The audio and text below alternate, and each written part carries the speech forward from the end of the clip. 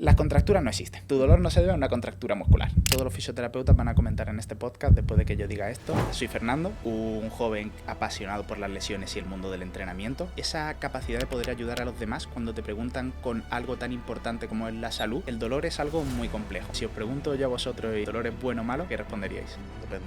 ¿Tú crees que la gente que tiene menos recursos económicos tiene más tolerancia al dolor que la gente que tiene más recursos económicos? 100%. Cuando estas personas con dolor persistente no encuentran solución, recurren es a las pseudoterapias, que les prometen remedios mágicos que no existen. ¿Cómo elegir a un buen fisioterapeuta? Entonces la fisioterapia no puede ser entra uno por la puerta, hago un masaje y fuera. Eso es perjudicial para la persona. La carga muscular no existe. El músculo no se carga y no se descarga como una pila. ¿Qué importancia tienen otros hábitos como la nutrición, tener un buen descanso? No te gastes el dinero en pistolas de masaje. Intenta descansar más. Toda esta moda de la biomecánica viene bajo los parámetros de que tú partes de un estiramiento y vas a tener una sensación mayor. Eso no va a generar una mayor hipertrofia. Antes de seguir con este episodio, quiero recordaros que os suscribáis, ya que el 90% de los que nos veis no estáis suscritos. No cuesta nada y nos ayuda muchísimo. Así que ya sabéis, dadle ahí al botoncito, suscribíos y os prometo que os traeremos el mejor contenido como siempre. Así que nada, a disfrutar del siguiente episodio. Bienvenido, Mentes de Hierro. Hoy tenemos de nuevo a un experto con nosotros, a una persona que yo conozco bastante. Me ha tratado unas pocas lesiones y nada, es un placer tener aquí a Fernando de Fitness Physio. Muchas gracias por venir, Fer. Muchísimas gracias a vosotros por invitarme. David ya es paciente mío de hace tiempo, a Felipe también lo conozco de hace un tiempo. Es un placer estar con vosotros y compartir esta charla, preguntar lo que necesitéis saber y yo encantado de ayudar a conocer. Va a estar muy guay, porque Va a estar además, curiosa. nos gusta mucho traer expertos. Es una cosa que estuvimos hablando Felipe y yo, que queremos traer un poquito más gente pues, de varios ámbitos. Y el tema de las lesiones, además el dolor muscular y tal, todas estas cositas que vamos a ver, yo creo que es bastante interesante. 100%. Y bueno, yo voy a confesar que tengo una chuletilla aquí, porque hay muchas preguntas que son muy interesantes y creo que vamos a necesitar ahí un poquito de ayuda, pero vamos a ir empezando, ¿no, Felipe? Dale caña. Pues, bueno, siempre tenemos las costumbres de empezar dejando al invitado de que se presente un poquito, de que diga quién es y qué hace. Así que nada, tienes ahí los honores para definirte. Pues nada, soy Fernando, un joven apasionado por las lesiones y el mundo del entrenamiento. Ambas dos son mis pasiones y de mis pasiones he hecho mi profesión.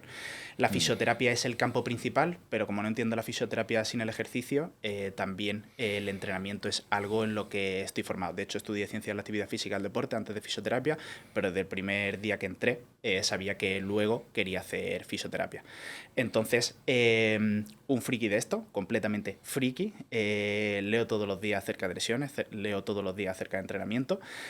Entonces es un campo que para mí es mi día a día, no solo como profesional, sino que lo vivo en mis carnes como persona. David sabe que no fallo un día al gimnasio. Eso es verdad. Ahí está también. David, Aunque sea para estirar, ¿no? No, para estirar, ahora hablaremos si queréis de eso. Hablaremos de los pero no, estiramientos. a entrenar fuerza. Que Sí. es una de mis pasiones. Como David también sabe, los deportes de combate, que aquí habéis traído muchos, algunos amigos, de hecho, los deportes de combate también son mi pasión, pero el entrenamiento de fuerza es el pilar que nunca ha fallado en mi vida desde posiblemente que tenga 14 años. He estado en épocas de competición, yo he sido deportista de alto rendimiento de karate, entrenando en el Centro de Alto Rendimiento de Madrid, pero el entrenamiento de fuerza desde un primer momento ha formado parte de todas mis preparaciones, tanto para los combates que he hecho como para después cuando pase al K1 y demás. O sea que el entrenamiento de fuerza como pilar base, y hablaremos de la importancia de él también en la fisioterapia, en la prevención de lesiones y en el tratamiento del dolor musculoesquelético en general.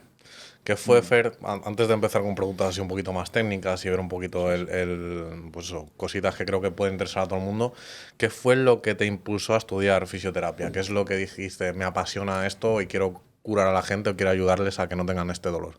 Hay un evento personal que ahora os contaré, pero no es tan determinante, pero a mí era la pasión por saber y conocer del cuerpo humano. O sea, yo ya tenía 9 años y ya le ponía tablas a mi amigo en un folio de hace 10 flexiones, 10 abdominales, y me encantaba como cuando a alguien le preguntaban sobre un tema de ¿qué me puede estar pasando? Esa capacidad de poder ayudar a los demás cuando te preguntan con algo tan importante como es la salud, que tengas la capacidad de ayudarles.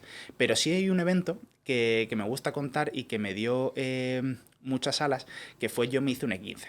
Yo no he tenido muchas lesiones, pero me hice un E15, se embarcó un balón jugando al fútbol con mi amigo. Yo nunca he jugado al fútbol, pero siempre esta pachanga con tu amigo. Se embarcó un balón y yo era bastante ágil y siempre me tocaba saltar a mí. Total, que salté y el muro se me vino abajo.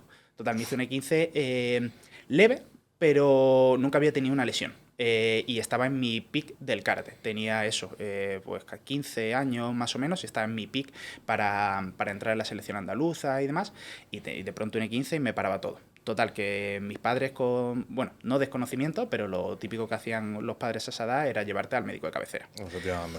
El médico de cabecera me vio, ¿te has hecho un E15? No me tocó, no hizo absolutamente nada y me dijo, escayolatelo. Y yo digo, pero si he entrado apoyando el tobillo con dolor, me lo salgo escayolado y no lo apoyé en 2 semanas.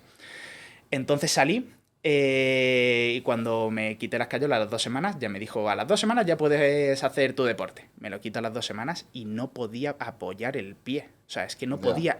Había entrado apoyándolo, que habían pasado ya 24 horas, que la inflamación estaba ya un poco limitado, o sea, ya había hecho su trabajo y de pronto a las 2 semanas yo no podía realizar mi deporte.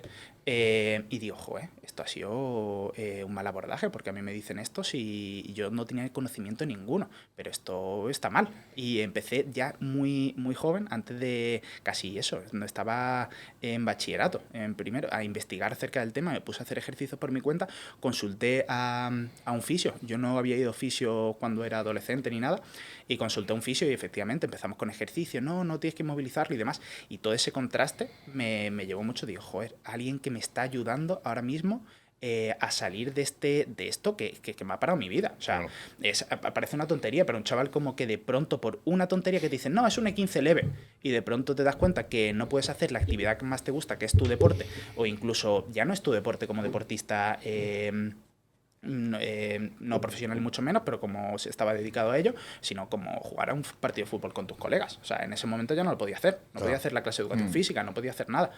Entonces, ese contraste me hizo muchísimo investigar y dicen, joder, es que quiero tratar a las personas de verdad que las pueda ayudar, no que me vengan en 5 minutos, estén diagnosticadas y estemos fuera. Sí, que no sea en plan lo típico, ¿no? De tengo un dolor aquí, voy al médico y a ver, qué pasa. Exactamente, ¿no? sino alguien que me acompañe en el proceso y me diga qué tengo que hacer para salir de ello, qué tiempo estimado, cuáles son las expectativas respecto al tratamiento y cómo vamos a ir alcanzando los objetivos. Si me va a llevar tiempo, dímelo.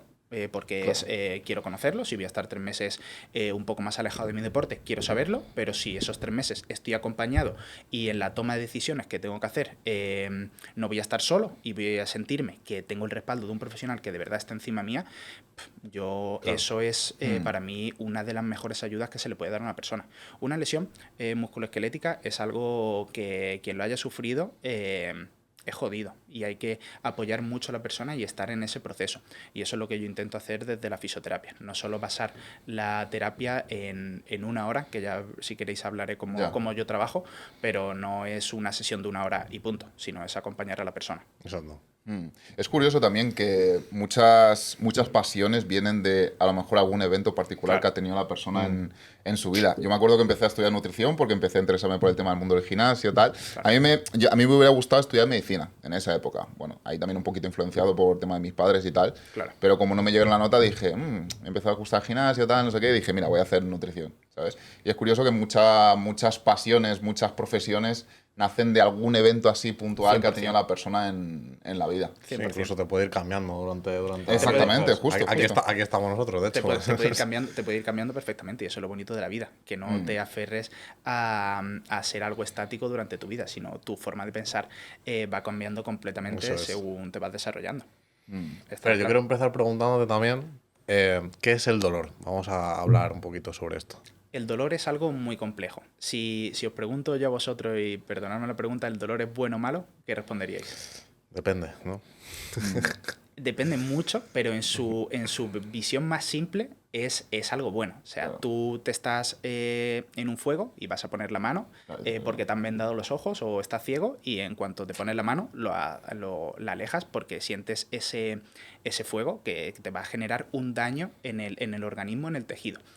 Ahora bien, En muchos, ¿de dónde viene esa pregunta que es complicada de responder, que es el dolor? Porque a día de hoy no lo sabemos bien, pero sí sabemos que se transmite por otras vías que las que nosotros pensamos. No siempre se atribuye un daño en el tejido. El dolor es un sistema que va aparte y forma parte del sistema nervioso, pero que funciona por otros parámetros que se están planteando ahora. Entonces, hay personas que es por donde va un poco la orientación de toda la fisioterapia que nos hayamos planteado esta pregunta, que sienten dolor cuando no hay un daño en el tejido. O sea, sienten que ese fuego les está quemando de forma constante. Esto puede ser con un dolor de espalda o en cuadros de dolor persistente, como puede ser la fibromialgia o incluso la migraña, que sienten dolor de forma constante y todas las pruebas evidencian que no hay un daño real en el tejido.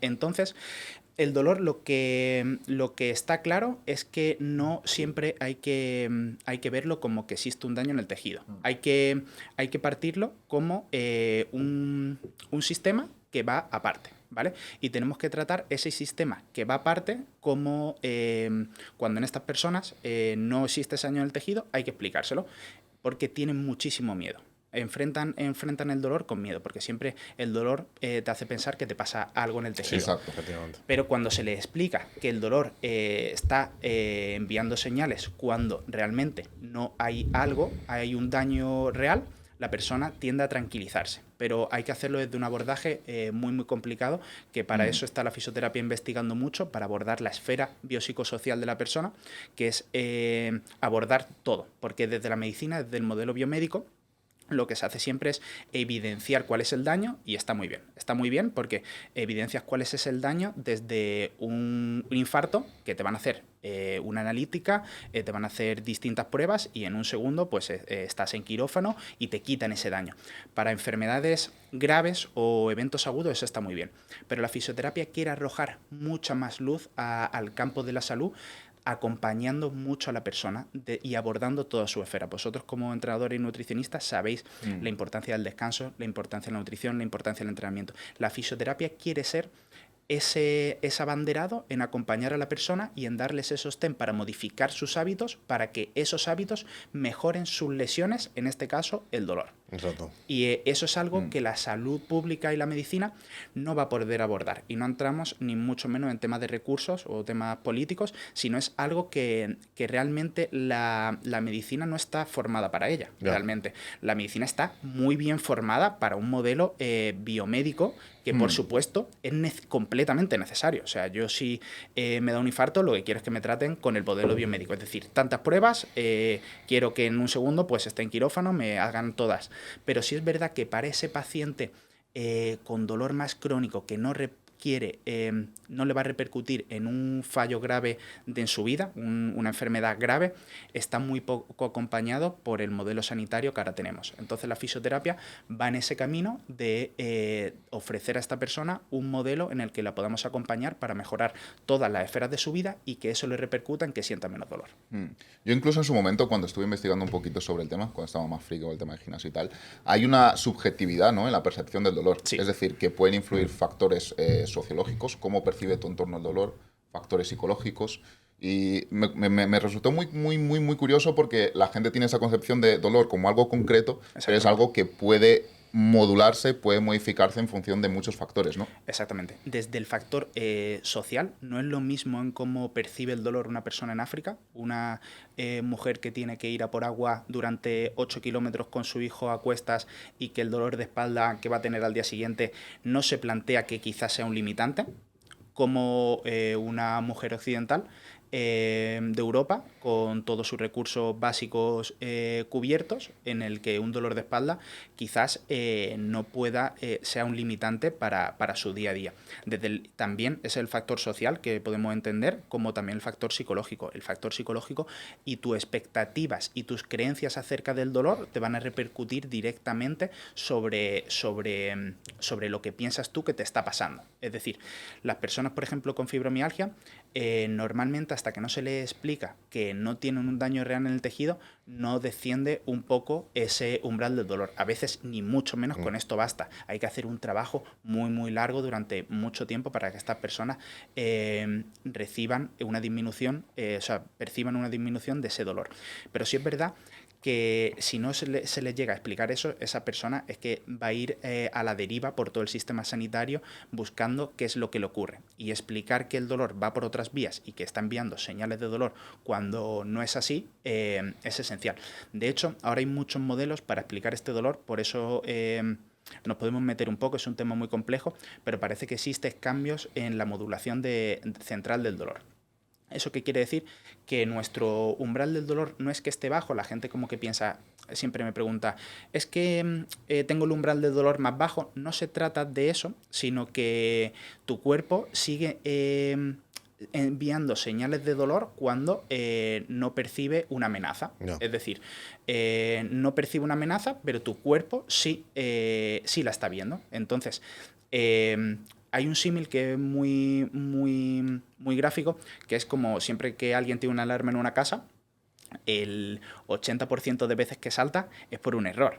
Ya puede pasar un gato, ya puede pasar pues cualquier error en el sistema informático, que te llaman, oye, ¿ha habido algún problema? No, pues digamos que ese es el dolor persistente que se tiene. En cambio, algunas de las veces sí que hay un ladrón, sí que ha entrado un ladrón y te llaman porque están robando en la casa, pero muchísimas veces ese dolor te está avisando cuando no está pasando Claro. absolutamente nada.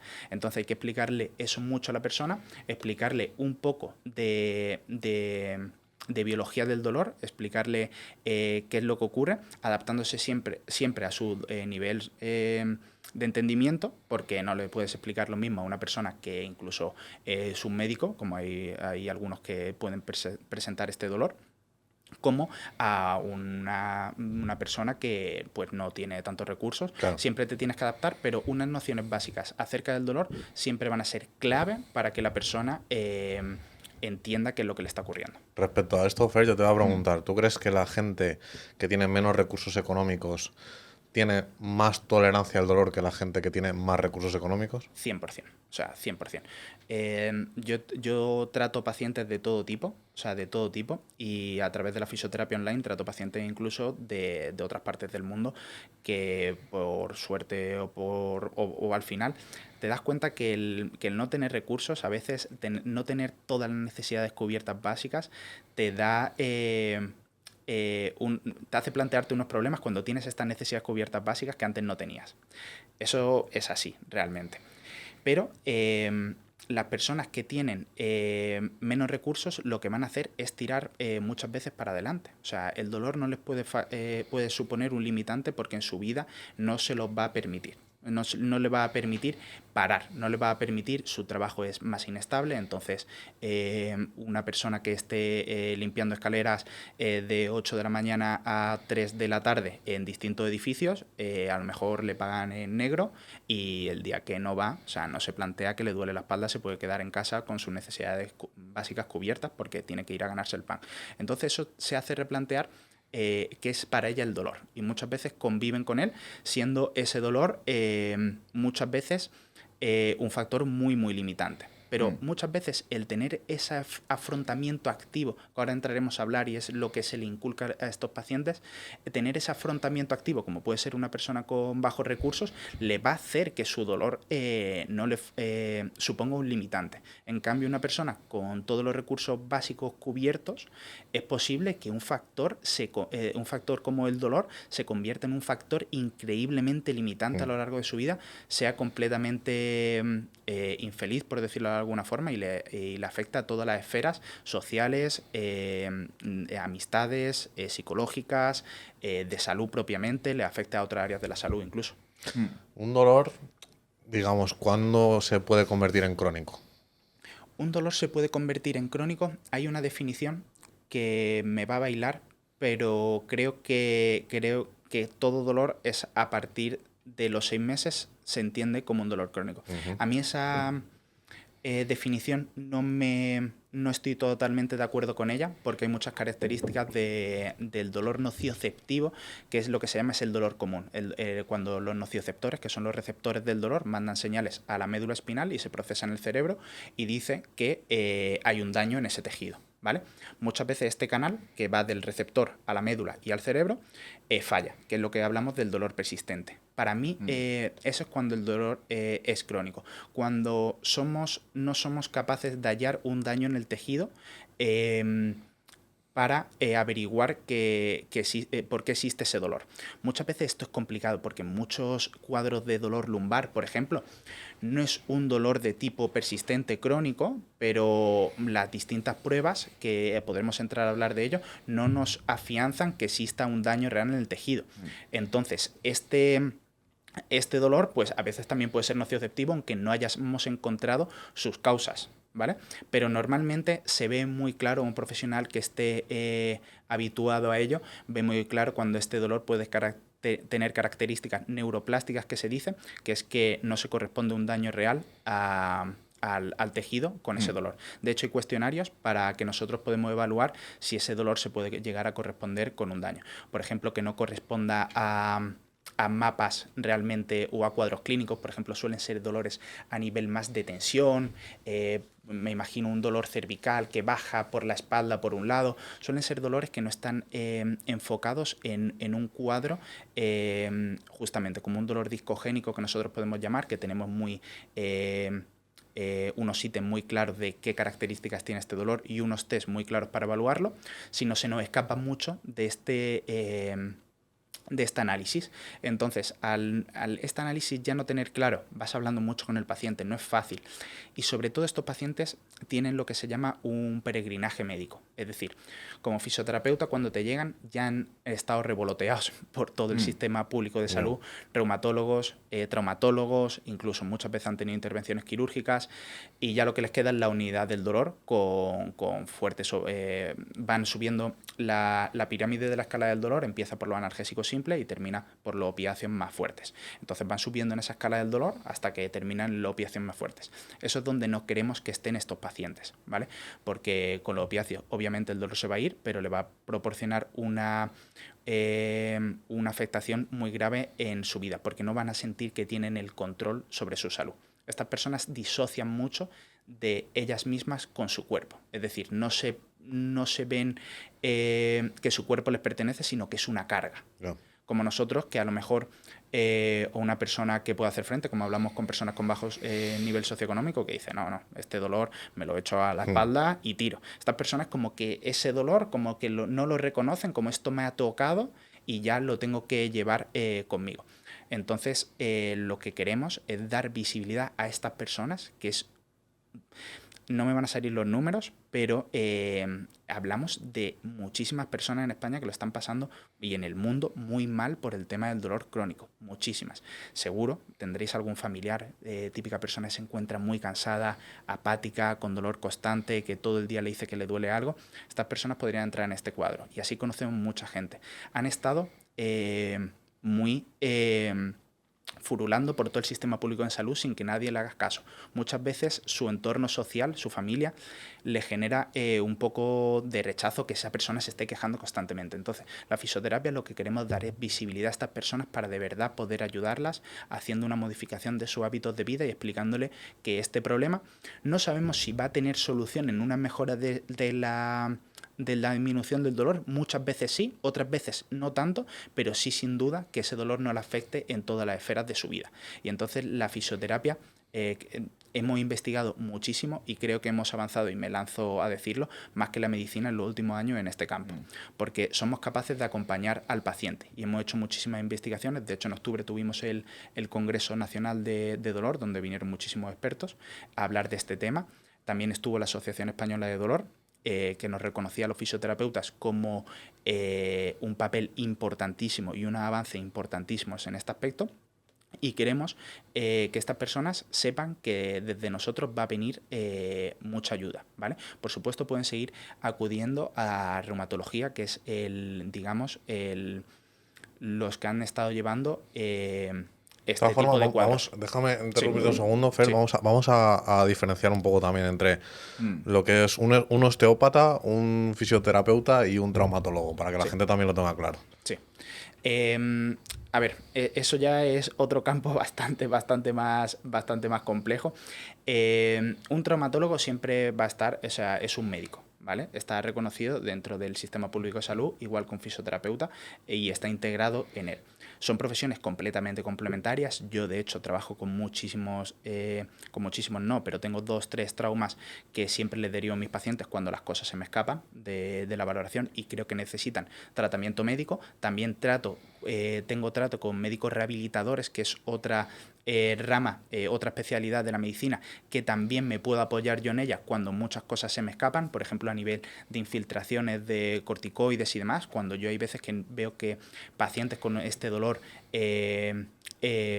nocioceptivo creo que no responden bien al tratamiento de fisioterapia y si necesitan algún tipo de analgésico, nos derivamos. Entonces, a estas son como las 3 esferas. Podría entrar la reumatología y son como, digamos, las esferas de la medicina que tratamos el dolor musculoesquelético, integrado a la fisioterapia. Después están, que es un tema muy interesante, las pseudoterapias. ¿Vale? Las pseudoterapias pueden entrar como la osteopatía. La osteopatía no está reconocida dentro del sistema público de salud. En otros países puede que esté bajo el nombre de osteopatía, pero realmente no tiene el mismo papel vinculante que tiene la osteopatía en España. La osteopatía aquí en España no está reconocida y no puede ser un tratamiento médico. O sea, no puede entrar en tratar a la salud de la persona. Pueden tratar no puede tratar nada, sino puede influir como en el bienestar, es decir, como un masajista. Yo no estoy ni mucho menos en contra de un masajista, creo que puede cumplir su función, es decir, tú te vas con tu pareja a un balneario y vas a tener esa persona porque va a tener a ese profesional porque hay personas que lo demandan, el darse un masaje, pero el masajista no tiene los conocimientos para tratar un dolor de espalda. ¿Vale? Ya hablaremos del masaje. El osteópata, lo mismo. Además, el osteópata lo que influye muy negativamente es que tiene unas creencias que han sido completamente desmontadas por miles de estudios científicos en el progreso y se han quedado en lo que se hacía hace 30 años bajo modelos de incluso lo típico es que te tratan el hígado para el dolor de hombro.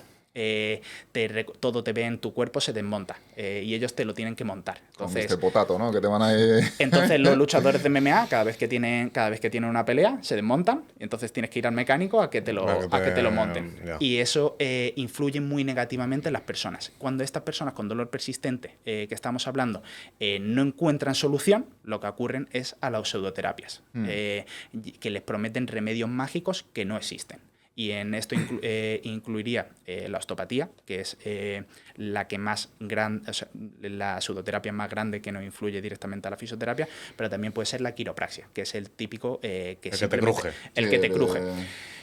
Bueno, los crujidos entran dentro de algunos tratamientos de fisioterapia, pero nosotros no lo utilizamos bajo sus parámetros. Yo, por ejemplo, directamente no lo utilizo. Jamás he crujido absolutamente a nadie, ¿vale?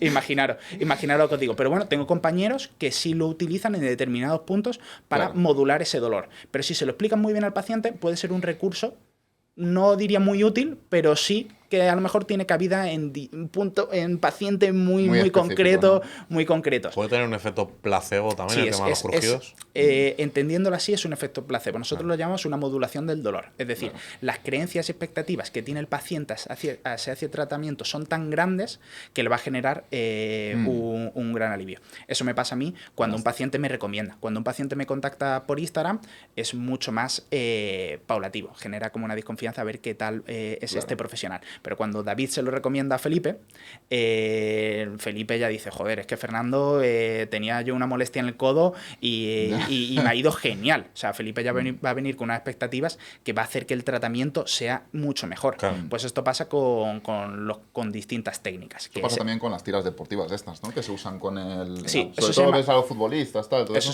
Eso se llama kinesiotape, bajo los parámetros que se inventó. No tiene ningún tipo de sentido. Pero yo, de hecho, algo bastante gracioso, que muchos fisioterapeutas me critican, yo lo utilizo como un vendaje más. Siempre se ha dicho en fisioterapia que no se le puede dar tensión suficiente, y a mí es un vendaje que pega muy bien y a veces lo utilizo como vendaje. Como vendaje directamente, no como esa tira que se pone de forma superficial en el músculo. Pero también genera un efecto placebo. Muchas de la fisioterapia siempre, atendiendo mucho a esta pregunta que me estoy haciendo, siempre se ha basado estamos cambiando, pero siempre se ha basado mucho en técnicas, en no razonar. Es decir, yo hago cosas, me viene una persona y yo hago cosas. Esas cosas son punción, ponerle tiras, crujirle, darle un masaje, ponerle una máquina que me ha costado 30.000 euros, hacer cosas. Pero no razono y no acompaño a la persona. Entonces, venta la semana que viene, como si fuese un coche. Sí, y sí, encima, muchas veces el coche siempre, el símil de la mecánica me encanta. Porque en el coche el mecánico ha tenido que hacer un diagnóstico con una máquina incluso de diagnosis o un razonamiento muy, muy gordo. Y se ha tirado mucho tiempo razonando cuál es el problema del coche. El fisioterapeuta no hace ni eso. Empieza a toquetear y a ver si algo de eso, porque de pronto el paciente le ha caído muy bien, a ver si mejora. Pero no se trata de eso. Se trata de explicarle muy bien a la persona qué es lo que le ocurre, cómo se va a poder mejorar y acompañarle en ese proceso. Porque si no le acompañamos en ese proceso, creo que nuestra área se queda muy coja como intervenciones aisladas. Creo que el acompañamiento va a ser clave para la fisioterapia en un futuro, porque creo que somos la mejor especialidad sanitaria para poder acompañar a estos pacientes durante el proceso de lesión. Y yo, Fer, ante todo esto que estamos comentando, ¿cómo elegir a un buen fisioterapeuta?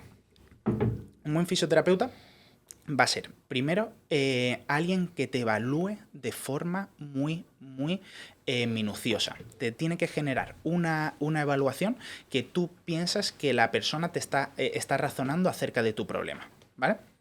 Entonces, una vez ese razonamiento ha sido muy, muy grande, ¿vale? El fisioterapeuta va a tener un plan de acción. Ese plan de acción te va a dar unas alternativas para que vaya, si no va el plan A, va a ir el plan B, ¿vale? Entonces, tú ahí tienes estás viendo cómo la persona está razonando. En cambio, si tú llegas a un fisioterapeuta y te preguntas tu nombre, ¿qué te duele? Y te tumba en la camilla a los 30 segundos... Te clava una aguja así. Te clava una aguja. Ahora, hijo de puta. Te clava una aguja, te pone un aparato, ya estás viendo que la persona no está razonando. No está razonando acerca de qué es lo que me pasa. De qué es lo que me pasa. Y esto pasa con otras profesiones sanitarias. Al final, un médico necesita unas ciertas pruebas y necesita un proceso de razonamiento para enviarte ciertos medicamentos o hacer cualquier intervención. Bueno, eso a veces tampoco. A veces, pues cuando ves que no es así, tú ya sabes que es un profesional que no te ha valorado bien y seguramente o no vuelvas o a lo mejor te lo tienes que comer porque... Ahí está el problema, ¿no? Porque es ¿Para qué te duele? Exactamente. Paracetamol, toma. Paracetamol, mi niño, toma. Si no, ibuprofeno, ¿sabes? Ya está. Y si quieres más, pues toma, yo qué sé. Claro. Te cae la puta boca. Hablaremos. Total. Muchas veces A llevar pasa. a tu casa. Exactamente. Porque si no vemos ese razonamiento, lo que nos va a generar es rechazo. Entonces necesitamos a una persona que haga eso. Ese razonamiento. Y después 100% que trate mediante ejercicio. Puede utilizar otras de las muchas terapias que estamos viendo, que yo no descarto, pero siempre el ejercicio es el pilar fundamental de la fisioterapia. O sea, aquí no hay duda. Muchas veces vamos a necesitar otras intervenciones, como son las médicas, pero el pilar de la fisioterapia va a ser el ejercicio en distintas modalidades. Ya sea un dolor articular, va a necesitar un tipo de trabajo, un dolor muscular, un dolor de tipo neuropático, como son los dolores de las vías nerviosas, que necesita de unos ejercicios que se llaman neurodinamia o distintos aspectos. Va a tener muchas intervenciones, pero todas son ejercicios. Sobre todo que te haga a ti partícipe del tratamiento. Que no se vea como que el fisioterapeuta es la solución a mi dolor, me va a hacer algo y ya voy a salir como Lázaro. Sí, sí, ya. Sí. Eso no es así. Necesita a alguien que te razone y que te explique y te acompañe, sea tu guía durante el proceso de mejora del dolor, ¿vale? Y eso es lo que tienes que buscar a la hora de identificar un buen fisioterapeuta. Nadie te va a hacer ahí una técnica mágica que de pronto vayas a salir. A ver, yo creo que esto también pasa muchas veces porque al final creo que el dolor es como una muy buena fuente de dinero en general, ¿no? Yo Eso creo es que un tema... porque, claro, o sea, el dolor, estamos hablando siempre hablamos de puntos de dolor, pero no solo físico, sino a nivel mental también. 100%. Y eso siempre es una buena fuente económica. Entonces, 100%. ¿qué pasa? Si aprovechas que un dolor físico y aprovechas esa necesidad de la gente de quiero mejorar este dolor o quiero dejar de sentir este dolor, pues tienes una máquina de hacer dinero. Y entonces te puede dar un poquito igual el paciente realmente mientras venga, tú le hagas 4 cosas, el tío diga, guau, me siento un poquito mejor, pero si lo que dices tú, si no hay ese acompañamiento y no hay también un trabajo de esa persona después en su casa, Exactamente. en el gimnasio, donde tenga que hacerlo, va a tener que seguir yendo otra vez Claro, a esa clínica constantemente porque ese dolor va a disminuir un poquito, pero va a volver a aumentar después. 100%, 100%. Y muchas veces el fisioterapeuta o distintas pseudoterapias lo que me van a dar, la fisioterapia está cambiando. Quiero hablar de la fisioterapia mal hecha, ¿vale? Cuando la fisioterapia está mal hecha, le va a dar unas creencias como que le va a deshacer los nudos con sus manos, entonces cada vez que sienta la persona dolor, tiene que venir al fisioterapeuta que con unas técnicas, sí, exactamente, con unas técnicas, él le deshaga y ya nazca. Así es como la fisioterapia se hace, las clínicas de fisioterapia se hacen millonarias, literalmente, porque generas una dependencia constante a ese paciente. Y si ya te entra un paciente de los que estamos hablando con dolor crónico, ya ahí tienes una mina de dinero de por vida, porque ese paciente ya le has metido tú unas creencias de que te necesita y ya va a estar de forma constante yendo.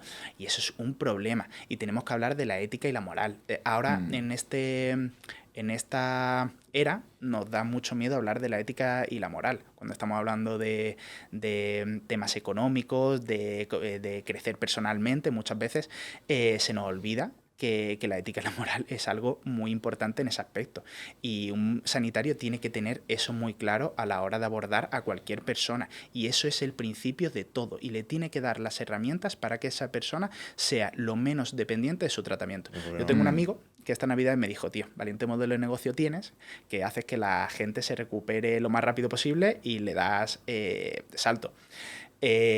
Bueno, yo quiero pensar que esa persona me va a recomendar a la siguiente persona que haya hablado con él en el gimnasio que le ha molestado el hombro y voy a tener unos pacientes más recurrentes. Sí, o si eres como yo, que tiene lesiones cada 2x3, pues no. O gente que se lesiona mucho. Hay gente que yo lo que llevo con gente tiempo, o sea, también te llega una lesión de ligamento cruzado que tienes que estar con ella casi un año. Claro, sí. Pero después hay gente con dolor persistente que le digo, llevamos ya mucho tiempo. Quizás nos tenemos que plantear derivarte a otro profesional. Pero estoy con muchas personas tiempo porque se genera una sensación de guía que dices, bueno, lo necesito, como puede ser el tratamiento psicológico. Sí, o como incluso un acompañamiento nutricional o un acompañamiento de entrenamiento, ¿no? Hay gente que sabe entrenar y sabe comer, pero incluso necesita como ese soporte o ese apoyo diciendo, vale, por lo menos tengo aquí a esta persona que me guía un poquito, porque yo, aunque tenga esos conocimientos, no soy capaz de aplicarlo conmigo mismo, ¿sabes? 100%.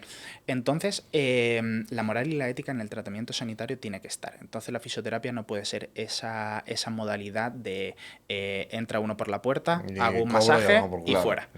Es que se sabe, o sea, mediante estudios, que eso es perjudicial para la persona. Claro. No es que le genere, porque siempre se dice, le genera un alivio a corto plazo y bienvenido sea.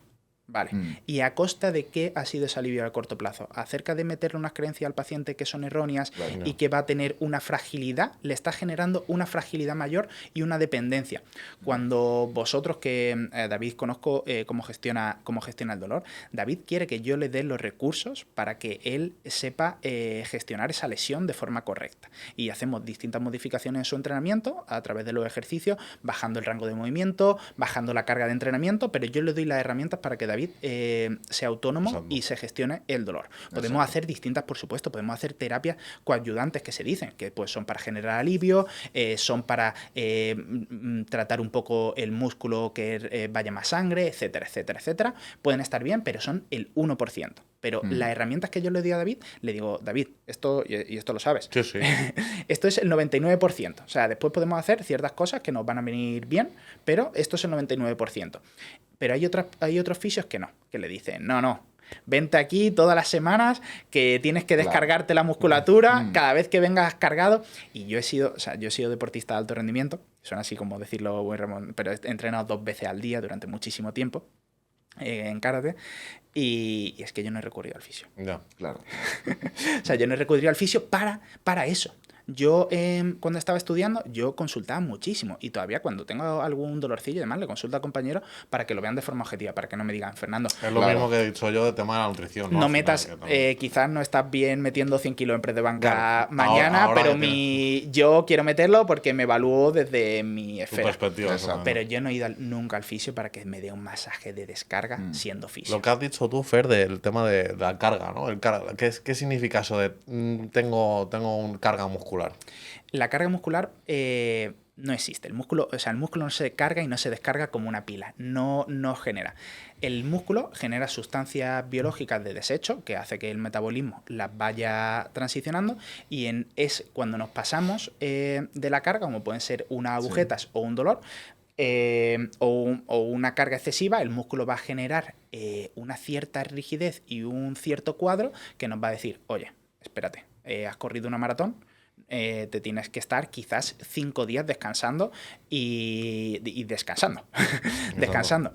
No te bases en qué tienes que hacer para recuperar y un masaje. El masaje en estos aspectos puede producir una disminución del dolor, sí, y no viene mal. ¿Vale? Puede producir una disminución del dolor y si esa persona pues tiene que ir a trabajar a una oficina y tiene que caminar 10 minutos y se siente aliviada, puede venir bien en ese aspecto y es útil, pero no bajo las creencias que se ha estado haciendo, que es que necesita eso sí o sí. Lo primero, si la persona se lo puede permitir y puede pagar a un fisioterapeuta para hacerlo, bienvenido sea, pero que te diga el fisioterapeuta qué está haciendo con ese masaje, no que con ese masaje te está regenerando absolutamente toda la musculatura, te está descargando y que eso es necesario para tu vida como deportista.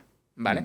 Eso no es así. Si tú llevas un correcto descanso después de periodos de entrenamiento grandes, llevas una correcta alimentación, sabes gestionar las cargas, que eso es, eso es lo más importante, que esto lo hablo con David muchísimo en el gimnasio, no solo a nivel de fisioterapia, sino a nivel de entrenamiento, el gestionar la carga que recibe cada articulación y cada músculo, lo que va a hacer es que no necesites este tipo de cosas. Yo entreno ahora también 7 días por semana, no 2 veces, pero 7 días por semana, junto también cardio, he hecho deportes de combate, sigo haciendo deportes de combate, entrenando la fuerza a la vez. Yo no necesito de este tipo de terapia, ni necesito pistola de masaje, ni necesito mallas de estas compresivas.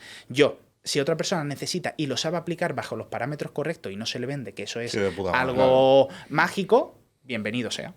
Ya que estamos hablando de esto, Fer, un elemento que se usa mucho en los gimnasios es el foam roller. ¿Qué opinión tienes acerca del foam roller? El foam roller pasa exactamente lo mismo. La gente tiene un dolor lumbar y lo que hace es decir, me paso el foam roller, me genero un alivio del dolor y vuelvo a meter peso muerto. Entonces, el dolor lumbar te está avisando de que quizás te estabas pasando con la carga que estaba recibiendo tu dolor lumbar. Esos 200 kilos, haz caso a ese dolor y a esos 300 kilos que estaban metiendo en peso muerto hace 3 días, te sigue molestando la lumbar porque se está recuperando, porque a lo mejor ha generado incluso una lesión.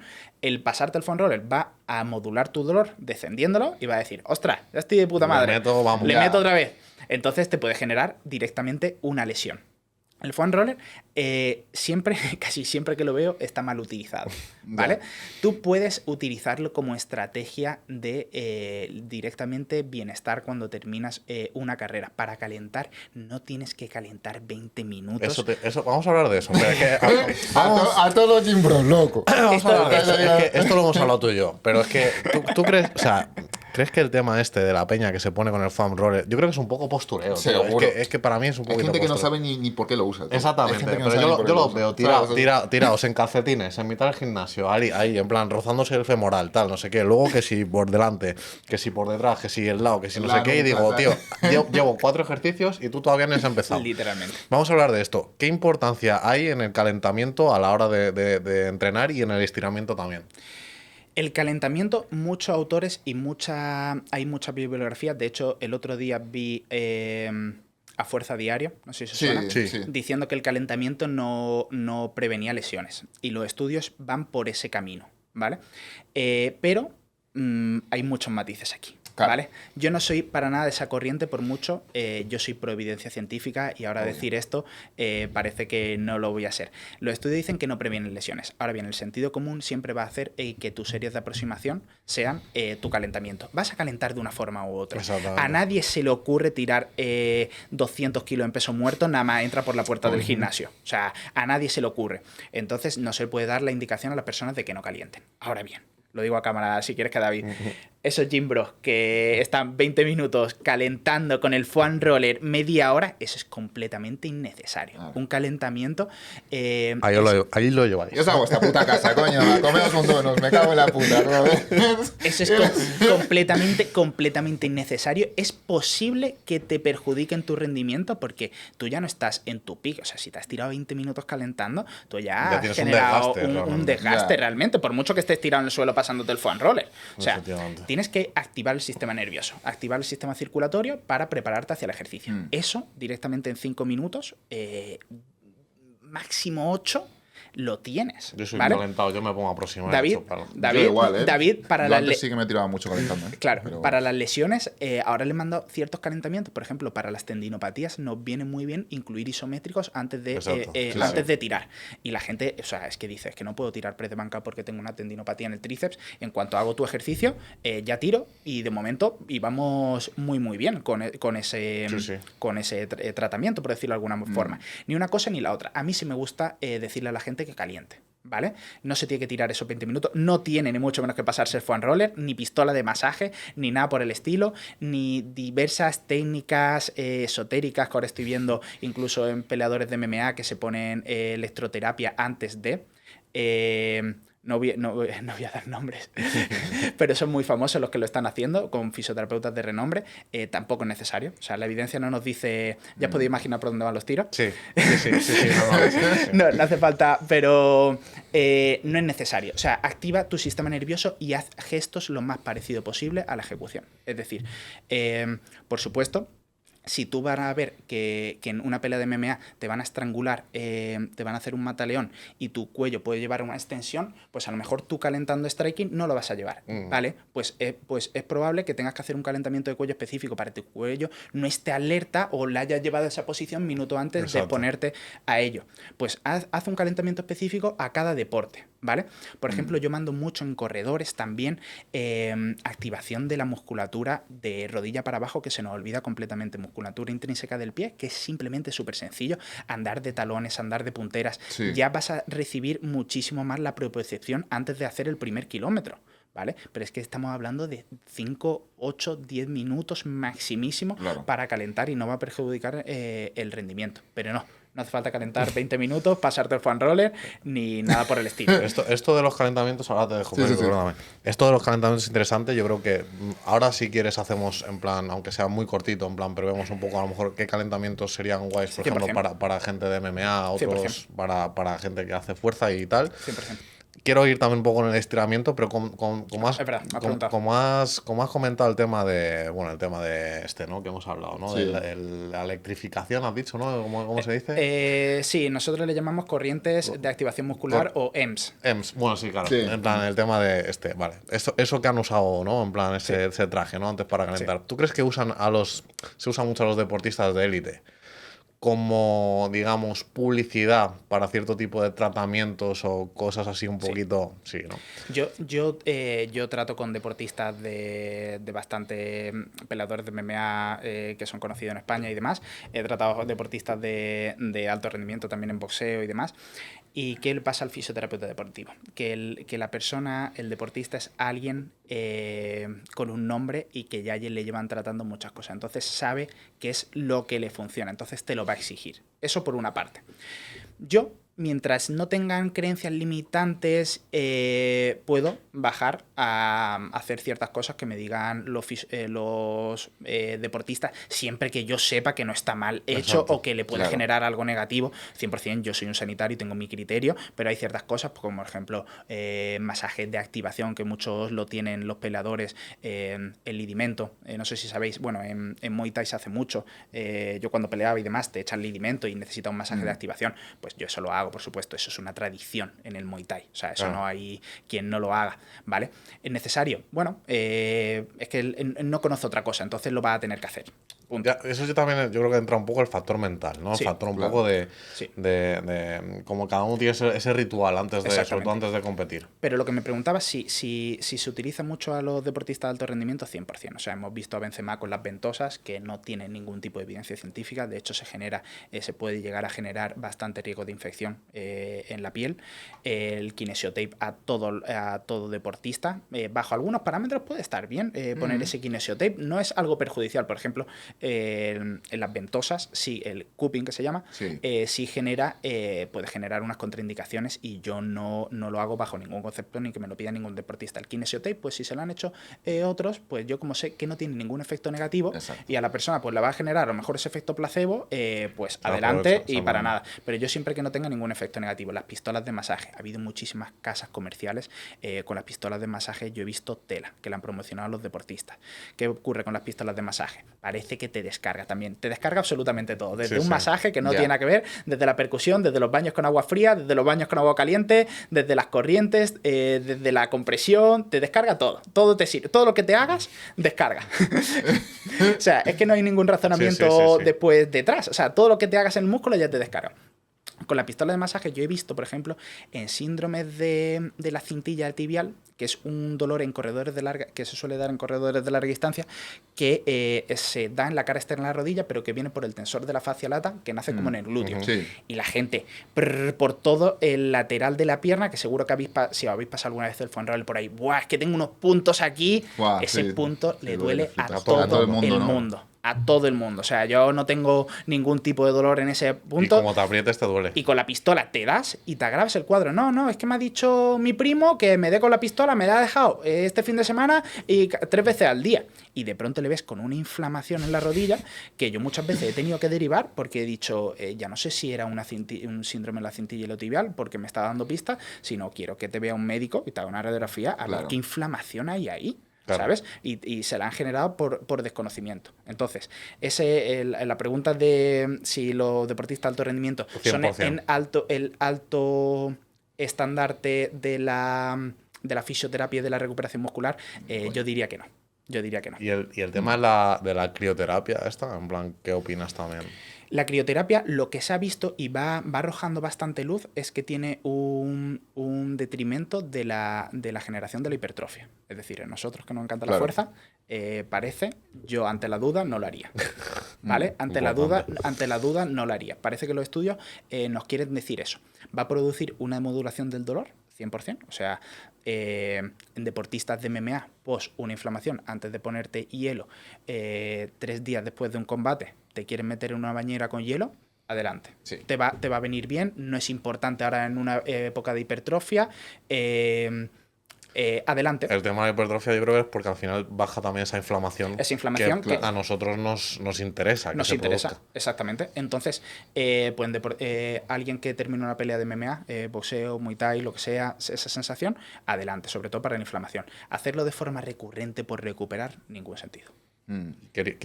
Ahora dejo a Felipe que está ahí con la pregunta, pero vamos a... Los estiramientos también. Eso te iba a decir, eso te iba a decir. En plan, ¿qué opinas de los estiramientos? ¿Se deberían hacer antes, después, no son necesarios? ¿Qué opinas tú? Los estiramientos se han demonizado mucho en los últimos tiempos bajo la premisa de entrenar muchísimo a la fuerza. Lo primero es la fuerza. Los estiramientos no sirven para mucho, pero si hay gente que le gusta hacerlos, tampoco generan un factor negativo.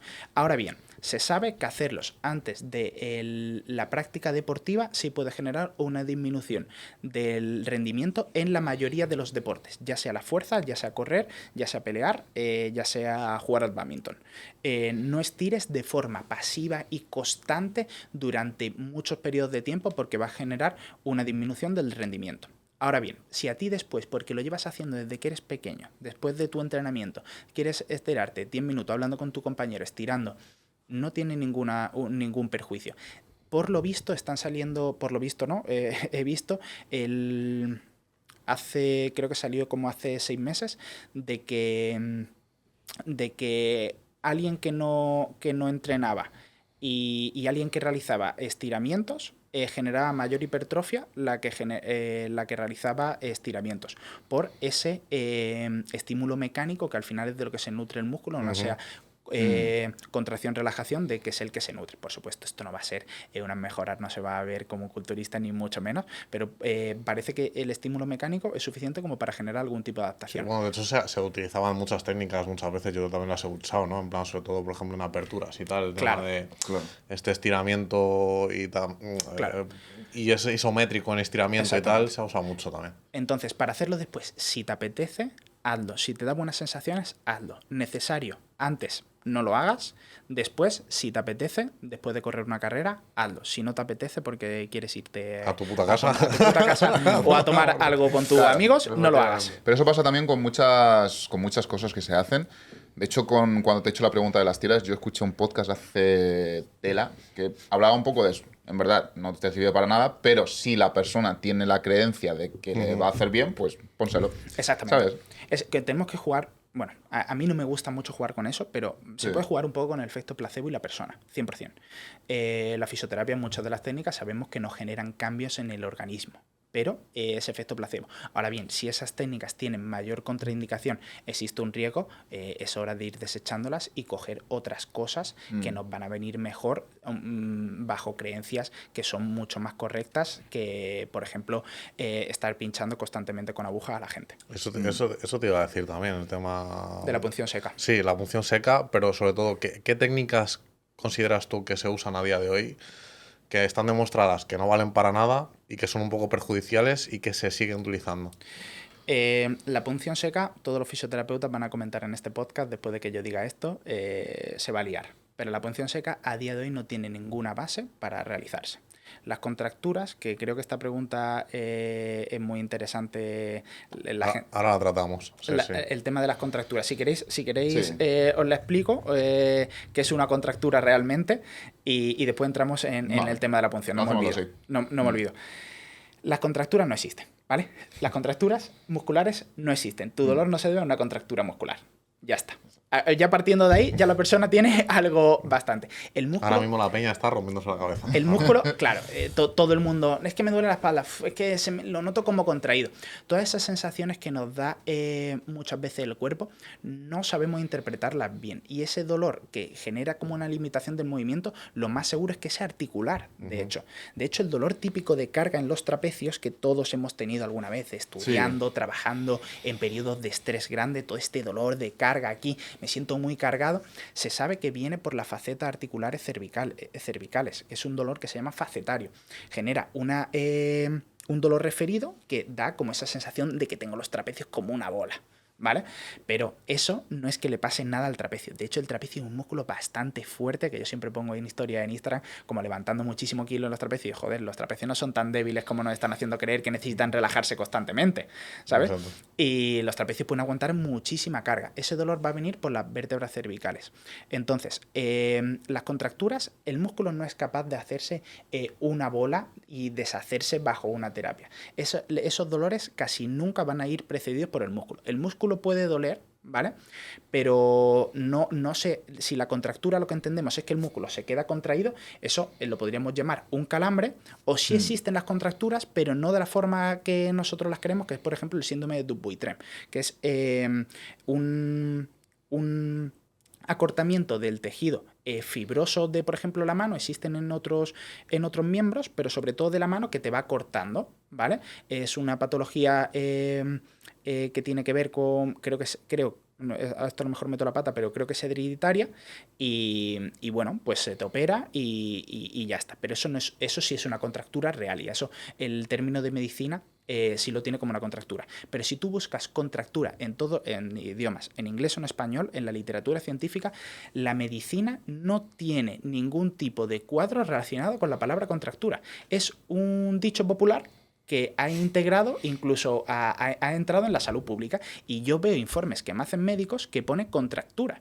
Digo, pero ¿usted en qué se ha basado? ¿Qué es una contractura? Claro. ¿No? ¿Usted en qué se ha basado para decirme que el dolor de esta persona es una contractura? No hay ninguna evidencia de que el músculo, de hecho, con ecógrafo, distintas pruebas, se ha intentado averiguar si le pasa algo al músculo, y no ha habido ningún hallazgo que nos diga que el músculo permanece contraído y que eso es lo que nos genera la rigidez. La rigidez no la va a generar otra cosa. Tenemos que explorar el qué, pero es muy fácil que cualquier dolor de cada persona vaya al médico de cabecera y te diga contractura, ibuprofeno, un relajante muscular, que muchas veces la gente gente se piensa que son relajantes musculares y son simplemente analgésicos más Total. potentes, y se toma analgésicos más potentes, te pues, genera una disminución del dolor y ya a la persona le tienes una creencia de que necesita descargarse. Ve al fisio a que te descargue la bola que se te ha formado. Sí. Y no tienen ninguna bola. Esa bola es una percepción. Esto es como. Ficticio. O sea, vamos a ver, la contractura es literalmente como tonificar. En el Exacto, gimnasio. Literalmente. literalmente. ¿Vale? O sea, no existe. No existe. No se puede tonificar, chicos, lo siento, lo digo aquí. O sea, no hay término para eso. O sea, No se puede tonificar. ¿qué es tonificar? Claro, es que que eso, no. ¿sabes? Quiero tonificar, que no existe. Totalmente. ¿Sabes? Pues esto es lo mismo. ¿no? El tema de la Entonces, bajo esa premisa de la contractura, se han elaborado muchas hipótesis que la fisioterapia y la medicina, en parte, le ha querido dar una explicación bajo parámetros. Entre ellas estaba el punto gatillo. El punto gatillo ya parece que no está en una de las hipótesis fiables. Era que en una banda tensa, ya muy ligera, se generaba como un nódulo que hacía que por determinadas sustancias de desecho esa banda de fibra nerviosa se quedase irritada. Eso ya se ha desmontado. Ahora parece ser... Hay muchas hipótesis, está cogiendo peso, que se llaman los nerves entering points, que es como que la fibra nerviosa que irradia el músculo parece que genera un poco de dolor y a la hora de entrar en el músculo. Por eso cuando nos tocamos parece que se nos irradia ese dolor. Por ahí van la hipótesis, pero esto ni mucho menos pues que sea desmontada la semana que viene, ¿vale? Claro. Pero se está investigando un poco en esa línea. O sea, el tema de los puntos gatillo, esto que. Entonces los puntos gatillo están se van a desmontar en el próximo año, porque toda la Nada, literatura claro. va encaminada a ello. Todavía no hay lo que se dice una revisión sistemática, que es el mayor estándar de la literatura científica para que podamos desechar una teoría, porque la evidencia científica parece que es una rigidez de pensar y es todo lo contrario, es amoldarte a los cambios, es al revés, ser flexible de mente para que te tiren lo que pensabas. Exacto. Entonces, parece que va a ir en esa línea. Entonces la punción seca se hacía bajo ese parámetro de deshacer. Entonces ya bajo qué se está haciendo. Si eso ya lo estamos desmontando, bajo ningún parámetro. Ahora que modula el dolor. Oye, para modular el dolor, lo que hablamos, tenemos muchísimas más terapias que pinchar a una persona, que tienen bastantes contraindicaciones, ¿vale? De hecho, una de ellas es el neumotórax, o sea, es que te perforen la pleura del pulmón, ¿vale? Son casos muy, muy aislados, pero la mayoría de denuncias a fisioterapeutas Pues, es en este aspecto. O sea, es en este cuidado. aspecto. Son casos muy, muy aislados, pero son en este aspecto. Entonces, si quieres utilizar la punción seca, vamos a ver sobre qué parámetros se va a utilizar. De momento no tenemos parámetros concretos para utilizarla. Es una técnica poco efectiva porque genera dolor postpunción. Entonces, que la persona esté mejor 2 días a las 48 horas después es la historia natural. Claro. Es que encima le está generando mayor dolor. O sea, es que es muy grave, pero ya como se nos ha implantado, yo tengo el curso de punción seca, ¿vale? O sea que a mí me han pinchado 1500 veces y yo he pinchado durante el curso. Salí del curso, literalmente, y no he pinchado a nadie en mi vida. O sea, yo habré pinchado durante el curso, era un curso encima muy, muy largo, muy tedioso, de muchas horas, bajo... me lo regaló la universidad en su momento y lo cogí. Porque bueno, no está mal. Durante haciendo el curso digo, pero si me están diciendo encima que no puedo ir a entrenar, ahora salir de aquí, que después de hacerme punción no me recomiendan que yo tire press de banca, digo, pero ¿esto para qué me sirve? O sea, que me están diciendo que aquí todos los fines de semana yo no voy a poder ir a entrenar.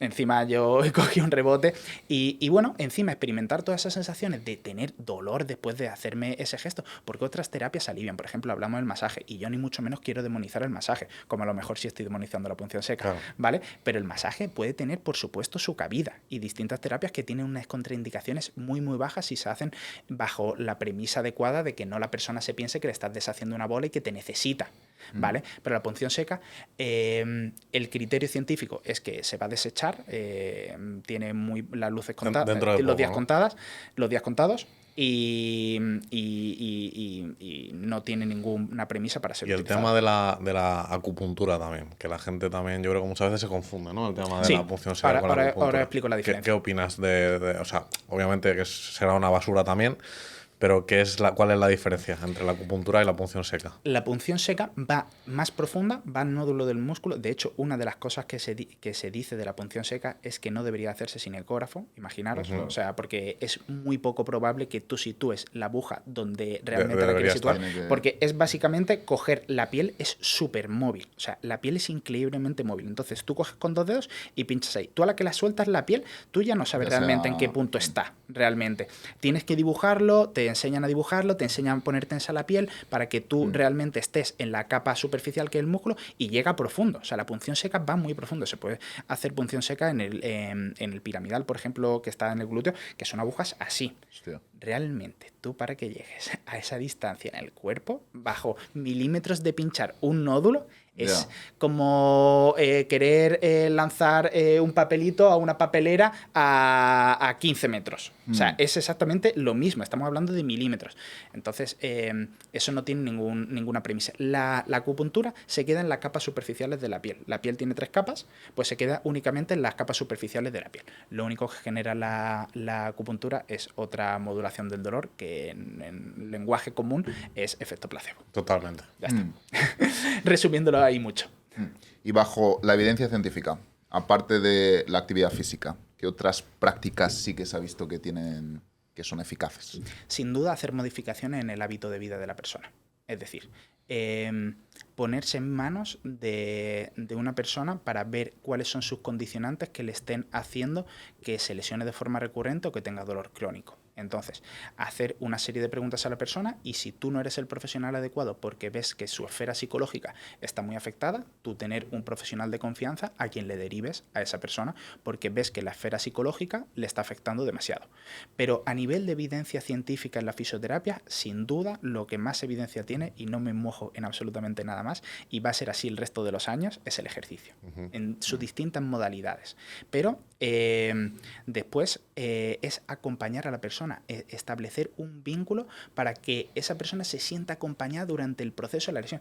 Establecer un vínculo no es ser su colega, que no estoy a lo mejor diciendo eso, de David sí, porque nos conocemos del gimnasio y demás, pero no se trata de establecer a su colega, sino que la persona vea que tiene un profesional de referencia al que acudir. Exacto. Eso ya va a hacer que la persona baje de guardia, o sea, ya no tiene incertidumbre, reduces su incertidumbre arrojando certidumbre que va a tener a ti para preguntarte cuando su dolor empeore. No que si me ha dado cita a un fisio el lunes a las 9, me ha visto, me ha hecho sí, estoy un poquito mejor y me ha dicho que me venga la semana que viene y tú ahora al día siguiente tienes muchísimo más dolor, no sabes, te escribe un WhatsApp a la clínica, el fisio no te coge el teléfono, se la pela y dices, he estado toda la semana fatal. Entonces, ¿eso de qué sirve? Creo que la fisioterapia tiene que arrojar en donde las otras áreas de la salud no son competentes porque no lo van a ser, porque además no es su faceta y no tiene que serla. O sea, no es porque digo que esté mal, es porque no tiene que serla, porque un cirujano lo que te tienes que saber es operar muy bien. Claro. Muy bien, no tiene que ser un hacha en, oye, ¿qué tal? ¿Vas bien? No, tiene que operarte el ojo de una forma y tiene que ser mejor en eso. De hecho, está demostrado que la mayoría de los cirujanos tienen cierta psicopatía. Yo conozco a algunos y son muy buena gente, la mayoría que conozco, pero es que no tratan demasiado con la persona, ni les gusta tratar demasiado con la persona. Por eso mismo tienen como una forma de... Son buenos en lo suyo. Pero que sean buenos operándote el ojo. Exactamente. Que sean buenos. Eso es lo que interesa. Ya está. Fer, ahora que estamos hablando de esto, ¿qué relación crees que hay entre el dolor, ¿no? y las lesiones y la salud mental? Todo. O sea, la fibromialgia, por ejemplo, tiene lo que nosotros llamamos una comorbilidad, que es la depresión y la ansiedad, sobre todo asociada a la depresión. La comorbilidad son enfermedades asociadas a una enfermedad. Es decir, tú por tener una enfermedad eres más prevalente a que sufras tal. Por ejemplo, que tengas obesidad te predispone a tener diabetes. Claro. Entonces, la fibromialgia y cuadros de dolor persistente predisponen muchísima gente. No sabemos qué va antes, si el huevo o la gallina, si una depresión ha generado un cuadro de dolor crónico o que el dolor crónico haya generado un cuadro de depresión. Normalmente más lo primero. Entonces, la salud mental es clave. O sea, es clave. Estamos haciendo mucha divulgación al respecto ahora en España y es correcto, pero tiene que ser siempre guiada. No vale una divulgación banal en la que se quede totalmente superficial. Y no todo el mundo necesita terapia. Yo en muchos no. La mayoría sí necesitan de terapia psicológica, los que he tratado con dolor persistente y derivo a psicólogos con los que trabajo.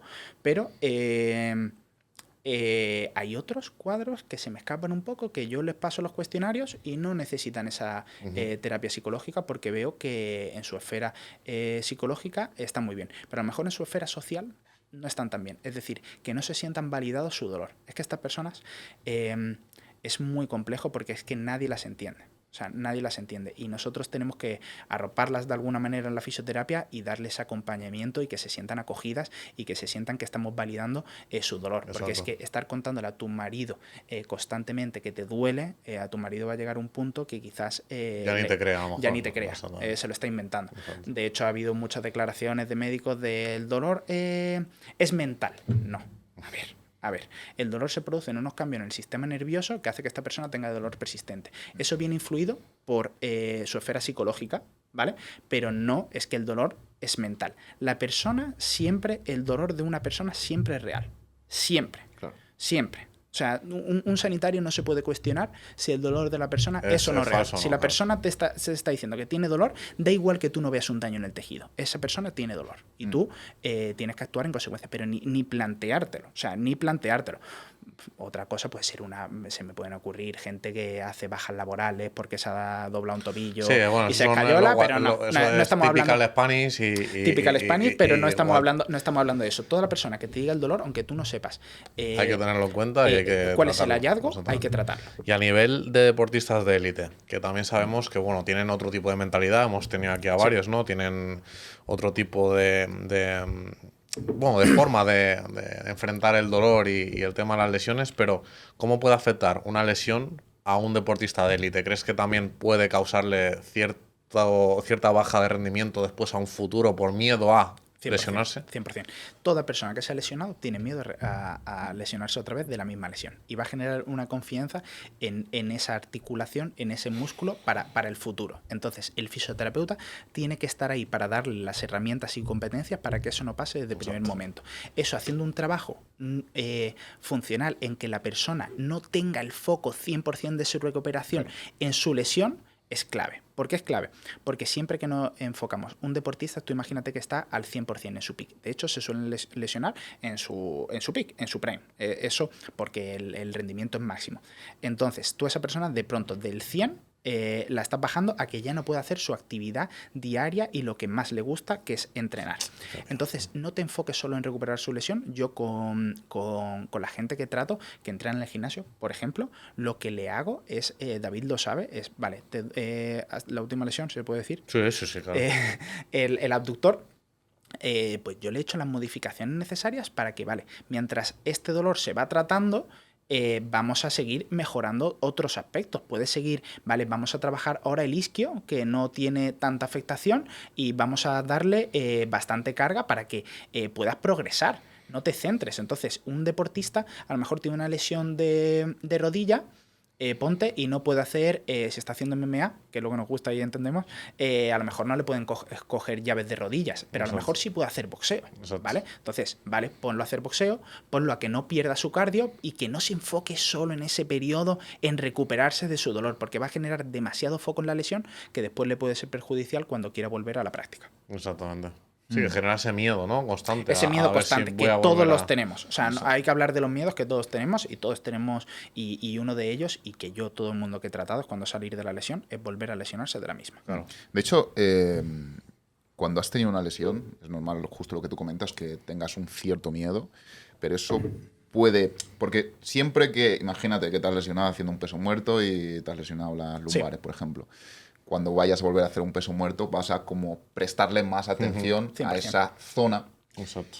Y lo que yo creo que vas a hacer es modificar la técnica que va a hacer que tú otra vez te lesiones. Es decir, el poner un foco demasiado elevado a esa zona es peor incluso que el decir, vale, pues me relajo y hago la técnica más... Exactamente. ¿sabes? Más natural. Exactamente. De hecho, eso se llama, hay un círculo que yo siempre le dibujo mucho a los pacientes, se llama lesión, evitación, miedo y vuelvo al círculo. Si no salgo de ese círculo, si no me salgo, recaes. Sigo. ¿Y qué es esa lesión? Genera un miedo a ya no voy a hacer nada con esta articulación. Entonces, ese miedo te genera fragilidad en la articulación, en el músculo, en la zona afectada. Vuelvo a entrenar, ya está la zona más débil, más un miedo, más yo pensando todo el rato que me voy a lesionar. Entonces ya te genera una defensa que lo que va a hacer es que esa zona pierda toda la capacidad que tenía. Entonces, desde el primer momento de una lesión, casi siempre, salvo cuadros como fracturas óseas, hay que darle cierto estímulo mecánico con ejercicio muy guiado. Es decir, una persona tiene una tendinopatía, sabemos que la tendinopatía, el reposo es lo peor que se le puede dar, porque el tendón se va a desadaptar, y cuando le vuelvas, ya a lo mejor en 3 meses no te duele, ¿vale? Vuelvas a meter press de banca y el hombro 1000 veces peor que los 3 meses. Ya. Porque encima el tendón no se ha regenerado de forma óptima, más que está con un grosor mucho menor porque ha perdido capacidad. Entonces ya estás con un tendón lesionado y más débil. Entonces, de primer momento, que a lo mejor tiene que hacer con gomas un ejercicio de abducción de hombro al RPE de un 1, vale, pero que desde el primer momento tiene que empezar. Claro. Desde el primer momento. Y Fer, yo te voy a preguntar también, porque esto creo que es interesante, ¿no? ¿Cuál es la lesión más común con la que os encontráis vosotros?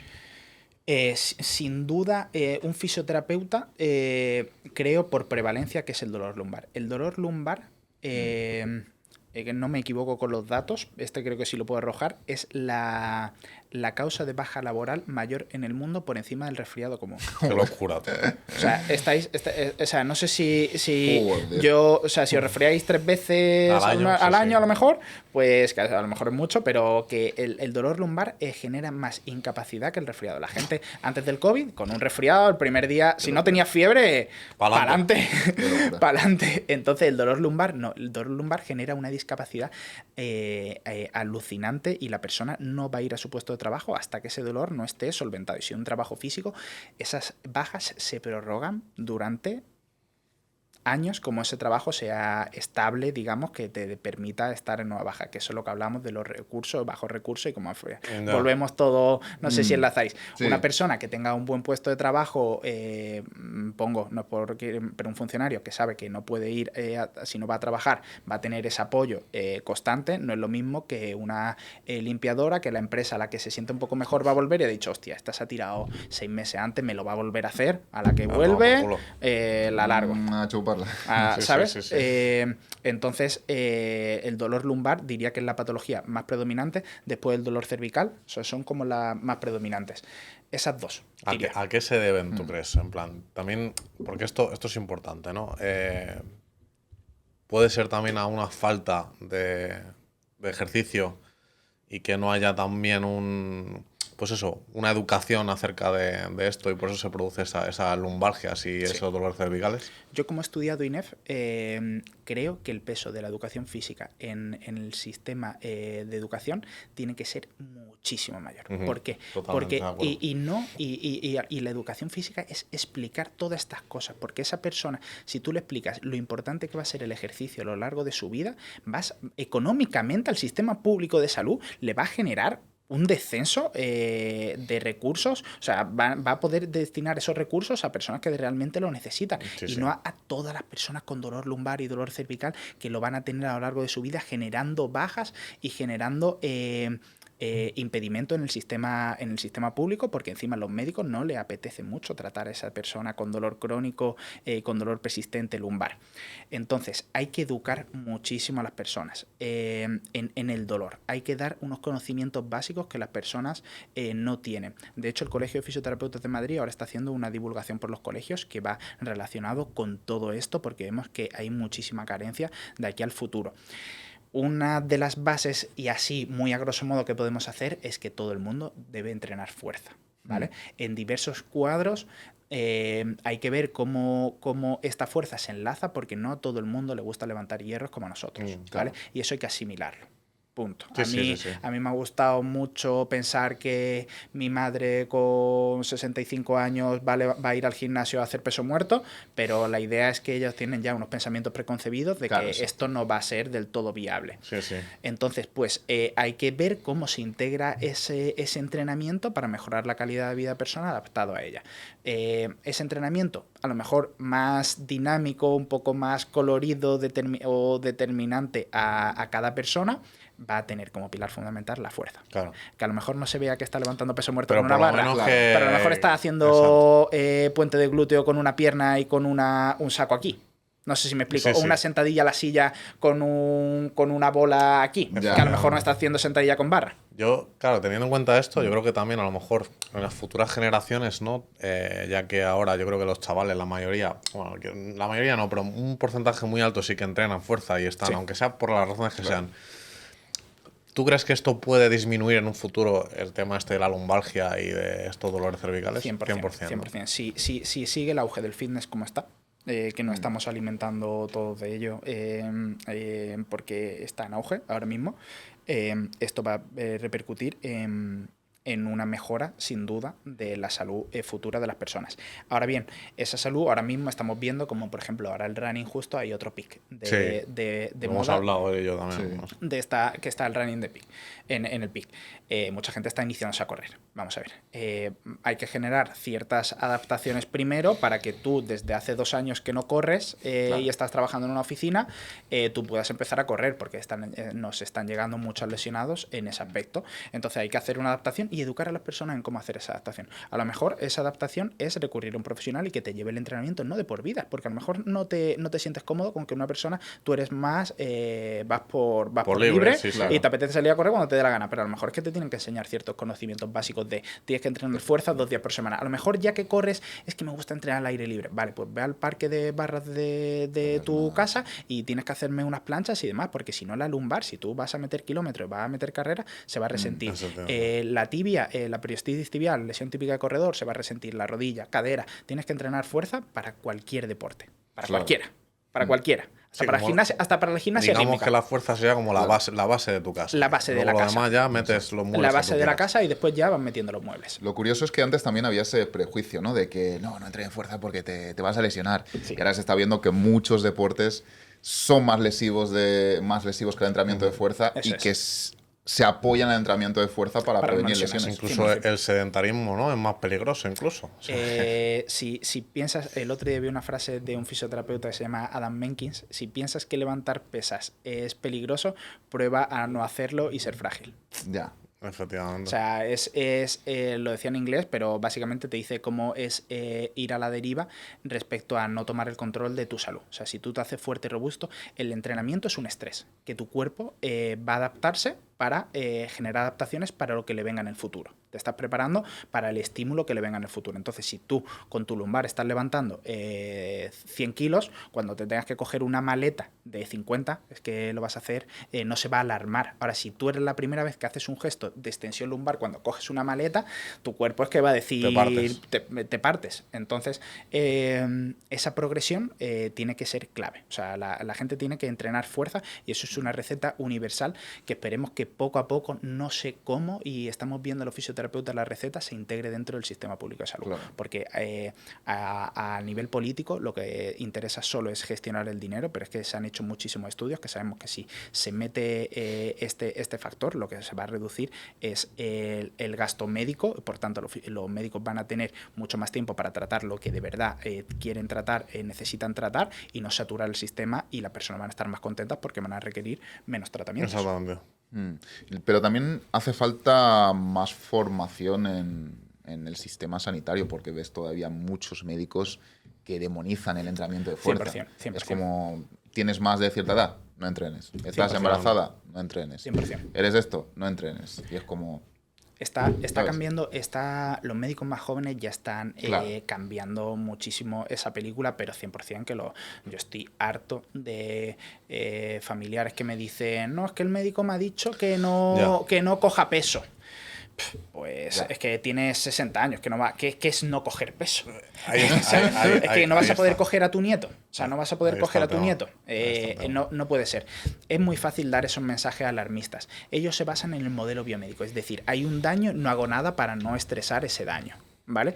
Claro. Pero ese modelo biomédico en otros aspectos es muy útil. Por ejemplo, hablamos del ejemplo del infarto, ¿vale? Por una analítica y te operan o te hagan la intervención que sea necesaria, pero en el sistema musculoesquelético hemos visto que la relación entre una imagen en la que existe una protusión discal y el daño real que tiene la persona y cómo le afecta ese dolor no es tan clara como nosotros pensamos. Es decir, una persona puede tener una hernia lumbar y tener, digamos, la misma hernia lumbar en distintas personas, en dos personas distintas, a una afectarle muchísimo y en la otra poder entrenar desde ya. Claro. Desde ya. Entonces no nos podemos basar en el diagnóstico por imagen como una persona. Tenemos que evaluar esta esfera biopsicosocial que estamos hablando, que es lo bio, la imagen o las pruebas que un fisioterapeuta puede hacer, lo social, cómo le afecta a esta persona en su desarrollo, y lo psicológico, cómo la esfera psicológica le está afectando. Haces un análisis y ves cuál es el tratamiento más adecuado. No solo lo bio, no solo lo biológico, esa imagen, decir, oye, pues ya no hagas, no te muevas. Y a nivel, Fer, ahora estamos hablando también del sistema médico, a nivel de operar. ¿Cuándo crees que es necesario realmente operar? Tema, pues eso, a lo mejor, pues los meniscos, ¿no? Que es como una operación súper común, ¿no? O las hernias. Sí. ¿Y cuándo no se debería operar? La operación en España ya se están dando cuenta muchísimo los médicos que se ha sobreoperado muchísimas cosas. Muchísimas cosas. Sí. Por ejemplo, la hernia lumbares, a día de hoy, salvo que exista una afectación de las vías nerviosas que genere una pérdida de sensibilidad durante, creo que es, no me acuerdo la guía, pero más un tiempo encima prolongado, genera una afectación motora que no puedas moverte, o incluso en los esfínteres, ahí sí está, por supuesto, indicada la cirugía. Pero es que eso es el 0,1% de los casos, o sea, eso es rarísimo.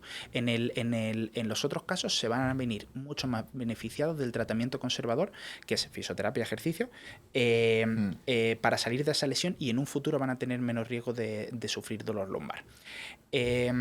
Ahora bien, en otras prácticas, los médicos lo que siguen viendo, por ejemplo, en la artrosis, que es un proceso degenerativo que vamos a seguir sufriendo todos, es que el dolor está completamente asociado a ese desgaste de la articulación. En muchos casos puede ser así, pero en muchos casos hacer esa intervención a la persona le va a generar un mayor impedimento y una disminución de la función durante tanto tiempo, que va a ser mermada durante mucho tiempo. Es decir, vamos a ver cómo la persona lidia ese dolor primero con el tratamiento conservador, que es fisioterapia. Si vemos que falla, que muchas veces es así. Yo he tenido pacientes que yo he visto, claro, que necesitaban de tratamiento médico, al yo valorarles, y se ha recurrido a una cirugía, y yo me quedo bastante tranquilo porque sabía que esa persona le iba a ayudar muy poco con la fisioterapia. Pero es que son casos muy aislados. El problema es que yo he visto mucha gente que lo típico, ¿no? Es que me han dicho que me tengo que operar. Y la peña va, es como rollo. Sí, pero ¿sabes? Y claro, y encima se operan, y luego ves que a los meses tienen que volverles a operar. 100%.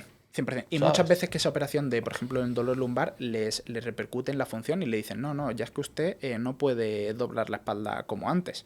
Y eso es muy grave. O sea, ¿para qué se la ha operado si la persona va a perder una función llamativa? Si ese dolor no era un impeditivo para la persona. Vamos a evaluar cómo le podemos ayudar a esta persona sin una intervención tan seria, y ya vemos. De hecho, los ligamentos cruzados es, tú me preguntabas por la lesión más predominante, Felipe, y los ligamentos cruzados no es la más predominante a nivel de gente, pero es la lesión como, diríamos, más grave. Existen fracturas muy graves y demás, pero la lesión así es el ligamento cruzado. Se ha visto y se está viendo que tienen los ligamentos cruzados, te partes el cruzado y te operas. O sea, en España y en el mundo era así. O sea, eso no hay, te van a hacer una resonancia, te van a ver cómo están los ligamentos, pero te van a operar. Se ha visto ahora en Australia un estudio que parece que lo que pensábamos, que el ligamento cruzado no se regeneraba, parece que se regenera. Entonces, un periodo de inmovilización durante un tiempo con 1 grados, parece que nada más procurar eso se regenera, y se está viendo ahora si esas personas tienen menor riesgo de recidiva, que es volver a lesionarse después de ello. ¿Por qué se plantea esto? Porque la operación de ligamento cruzado va regular. Lo siento para la gente, que es muchísima gente que está operado de cruzado, pero va mucho futbolista, ¿no? Mucho futbolista. Va regular porque existe mucho riesgo de relesión. Ojalá fuese bien, pero está regular. Entonces nos tenemos que plantear la ciencia, otros campos, y qué está pasando ahí, para que esta operación, que se daba por tajante, no hay otra alternativa. Vamos a ver otras alternativas, porque parece que la operación no es el gol estándar, que nosotros le llamamos como la técnica clara para esto. Entonces se están planteando, por ejemplo, incluso en algo que la cirugía era como De hecho, Sí, sí. hay cirujanos que solo se dedican a operar ligamento cruzado anterior casi. A lo mejor se les acaba el Ya, sueño. tendrán que operar otra cosa. A Cirugía estética, quitar ¿sabes? meniscos. Totalmente. A quitar meniscos ahí a tope, Totalmente. ¿sabes? Que Algo podemos quitar. que también les gusta mucho, ¿no? El tema del Totalmente. menisco, Exactamente. ¿sabes? Exactamente. Fer, ya hemos hablado de hábitos como el entrenamiento, la salud mental. ¿Qué importancia tienen otros hábitos como la nutrición y lo que es la higiene del sueño, el tener un buen descanso en la prevención de lesiones? Todo. O sea, importancia toda. Sabemos que una persona, el organismo le puede petar por algún punto como una lesión y es como que le puede dar la alarma. De hecho, la gente que sufre muchas veces dolor persistente puede ser que esa sea la manifestación grave de, oye, tienes que parar. Entonces, pues cuidar una alimentación va a generar que tu sistema hormonal esté de forma óptima. Por ejemplo, si tienes algún tipo de obesidad, tu sistema hormonal no va a generar la regulación óptima para que los procesos de recuperación sean tan buenos. Entonces, la alimentación es clave y el sueño más. El sueño es, la gente me pregunta siempre, ¿qué tengo que hacer para recuperarme? Si no te gastes el dinero en pistolas de masaje, no te gastes el dinero. Intenta gastarte si trabajar es para pagarte todo este tipo de cosas y tienes que trabajar más por ello, intenta descansar más. Claro. Intenta descansar más, intenta aumentar la hora de sueño. Si eres un deportista, los deportistas de alto rendimiento, habréis, ya que habéis traído aquí a muchos, y a mí me pasaba cuando hacía karate, se nos ralentiza, estamos todo el día muy tranquilos porque es que como que necesitas cuando estás parado, no puedes sentarte bien ni hablar con tu novia muchas veces de lo cansado. Quieres descansar, o sea, quieres optimizar el descanso al máximo. O sea, y muchas veces no es una cosa que tú lo pienses, sino es algo que tu cuerpo te dice que no tengo energía y de pronto llegas al gimnasio y te transformas y encuentras esa energía, pero que tu cuerpo va a verse, ¿no? se modula para que cuando tú acabes sepa que el estrés futuro tiene que descansar. Eso aplicable al alto rendimiento, pero a la persona que de por sí quiere ver mejorada su rendimiento, que tenga menos lesiones, mejorar el descanso y la nutrición es clave. Y a nivel de hidratación, Fer, ¿qué importancia También tiene? súper importante, también súper importante la hidratación. Al final, a nivel muscular, necesitamos que el metabolismo esté correcto. Entonces, sabemos que de donde antes va a sufrir esa hidratación, porque es menos importante, del sistema locomotor de los músculos, que ahí es cuando se producen los calambres. Entonces, esa hidratación siempre va a ser fundamental para poder hacer cualquier práctica deportiva. Yo te iba a preguntar también que estaba pensando antes el tema sobre todo el tema postural, ¿no? Vamos a hablar un poquito del tema de la postura también. Muy buen Que mucha gente siempre se te ha inculcado, ¿no? Ya. Tienes que ir recto, ¿no? Tienes que ponerte recto, tal, no sé qué. ¿Qué nos dice la fisioterapia de esto? Justo el colegio de fisioterapeuta, la divulgación que hacen los colegios va en este aspecto. Que antes que querías que el niño, imagina que yo hago el podcast así. Literalmente es como antes se nos decía que nos tuviésemos que sentar. Sí. Espalda recta, rodillas apoyadas. Esto va a generar un cansancio en los mismos músculos que están activando esta postura. Entonces, la clave, hay un dicho que es la mejor postura es la que menos dura. Tú puedes estar así, literalmente. O sea, tirado un poco, después te va a pedir el cuerpo. Si es que tu cuerpo cuando está en la cama, para que los mismos tejidos que no tienen el suficiente aporte sanguíneo lo reciban otros. Entonces los músculos que se están fatigando, con que pensemos que no, el abdomen aquí está trabajando. Entonces si yo le doy un apoyo así, a lo mejor ahora mi transverso está menos activado y está el derecho, por ejemplo. Me cambio y todo ese desgaste va a ir. Entonces la postura no es ningún determinante para sufrir ningún tipo de dolor. La mejor postura es la que menos dura. Punto. Si a nivel estético quieres, pues porque tienes una cifosis muy grande ¿Quieres corregir un y poquito, quieres ¿no? corregir, el ejercicio puede modificar algo, pero no va a ser excesivamente un cambio, y eso es mucha gente que hay que explicárselo porque se piensa que el gimnasio le va a mejorar. Todos hemos visto gente que se dedica al culturismo que como que tiene pues una anatomía un poco extraña porque el hombro encogido y no luce tanto como debería. Eso es muy complicado, que el esternón justamente se le alinee con el pecho para que se le vea bien. Pero bueno, se pueden hacer ciertas modificaciones entrenando los músculos que están menos desarrollados y que le genera un poco esa postura, pero no va a ser un cambio increíblemente sustancial. Es que esto, claro, es una pregunta que estaba yo pensando porque muchas veces en el colegio encima las sillas esas eran una puta mierda. O sea, horribles. O sea, típica silla verde, Sí, así en plan tal, que, o sea, es una silla dura, de cojones, en la que tengo que estar sentado 6 horas Horrible. y me estás diciendo que tengo que estar aquí con la espalda recta, aquí Literalmente, clavándome los maderos. Horrible. O sea, es una basura, ¿sabes? Horrible, horrible. Y hay otro mito también, que esto ya no tanto, pero antes era el tema de la natación, ¿no? Sí. El tema de Para todo natación, loco. era en plan, ¿te duele la espalda? Tienes que hacer natación. Cuéntanos un poco de ¿Eres dónde. feo? Natación. Exactamente. Total. ¿De dónde viene el mito este de que la natación te arregla la espalda? Metería en la natación que tú vas al médico de cabecera, señora de 50 años, por decir un paciente típico que suele tener dolor de espalda, ¿vale? Va al médico de cabecera y le dice, natación, pilates o yoga. Tienes estas 3 opciones. Aquí, elige la que tú quieras. No sé por qué no se confía en la fisioterapia, porque de momento pensamos que este cambio en la fisioterapia como que nos va a quitar trabajo, pero es que los médicos no han confiado en nosotros porque nos veían como masajistas, y esto es así, Ya. punto. O sea, y el médico sabía que con el masaje no le iba a venir, no le iba a arreglar el problema de la espalda. Entonces, ¿cuáles eran las opciones? Que la persona hiciera deporte. Claro. Punto. Que la persona hiciera deporte. Entonces, accesible, fácil, guiado por una persona, el pilates y el yoga, y la natación, pues no se va a hacer daño. Ya, ¿Sabes? por lo menos. Claro. No se va a hacer daño. Se puede ahogar. Se puede ahogar, y a lo mejor, y se lo decían a lo mejor a una señora que había nadado en la orilla en Benidorm, y ya está. Y se lo decían, métase usted en una piscina, Sí. ¿sabes? Por primera vez. Encima que la técnica de natación realmente es Súper complicada, muy complicada. ¿sabes? O sea, nadar a crawl, nadar a braza y nadar muy a complicada. mariposa y espaldas tiene su aquel. Exactamente.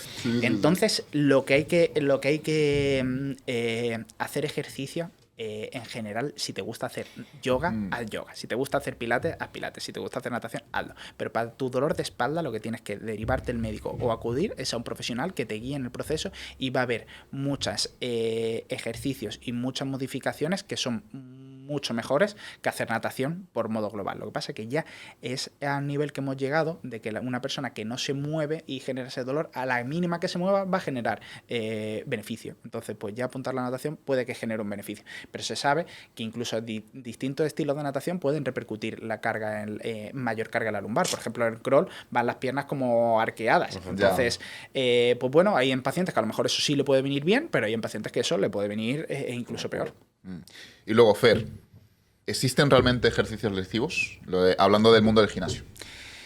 Esto es un tema muy complejo, pero me atrevería a decir que no. Existen ejercicios que sean muy sencillos de sobrepasar las demandas sin que te enteres mucho y que generen un cuadro de dolor o lesión rápido, sí, pero no existen patrones de movimiento lesivo. Es decir, a mí se me cae un boli y yo me puedo agachar aquí doblando la espalda, que no ocurre nada. Después existen gestos de eficiencia técnica para el rendimiento, que eso es lo que hablamos. El peso muerto pues va a tener unos ciertos parámetros que sí pueden ser óptimos para subir, pero es que esos parámetros óptimos en cada persona pueden que sean distintos. O sea, puede que el stance, vosotros que tenéis de fuerza, puede que a uno le venga bien el sumo, porque puede tirar en powerlifting mejor sumo, y a otro el convencional. O sea, ¿por qué? Pues porque tiene las piernas uno más cortas, otro más largas, uno tiene el abductor más fuerte, otro tiene el glúteo más fuerte. Entonces, eso es totalmente dinámico. La técnica no es un factor predeterminante a la hora de predisponerte a una lesión. Entonces, el ejercicio de lesivos, diría que no. Me mojo a que no. Existen algunos, por ejemplo, hay una máquina de una marca, que no voy a decir, que está en el gimnasio al que vamos, ¿vale? Que te pone a hacer el press militar desde aquí y te hace tirar para arriba. El ángulo que se está generando de rotación externa no es nada óptimo, ¿vale? Porque te está generando un brazo de palanca bastante extraño para tirar hacia atrás. Pues esa persona, hay gente que a lo mejor ese ángulo, por cómo es su hombro, le puede venir o no se ha lesionado. Pero yo conozco mucha gente que con esa máquina ha dicho press militar aquí, que he guiado, tiro con todo, y le ha venido bastante mal, por ejemplo. Claro, sí. Y a mí, vale, vamos a. Yo quiero entrar en esto porque esto me parece interesante. El tema de la moda de la biomecánica, ¿no? ¿Qué opinas de todo esta moda de la biomecánica y que la gente esté como, pues eso, inventando ejercicios cada vez más complejos? Claro. Y que también se le dé la importancia tan grande a el rango de movimiento. 100%. Que esto también creo que es importante hablarlo, ¿no? 100%.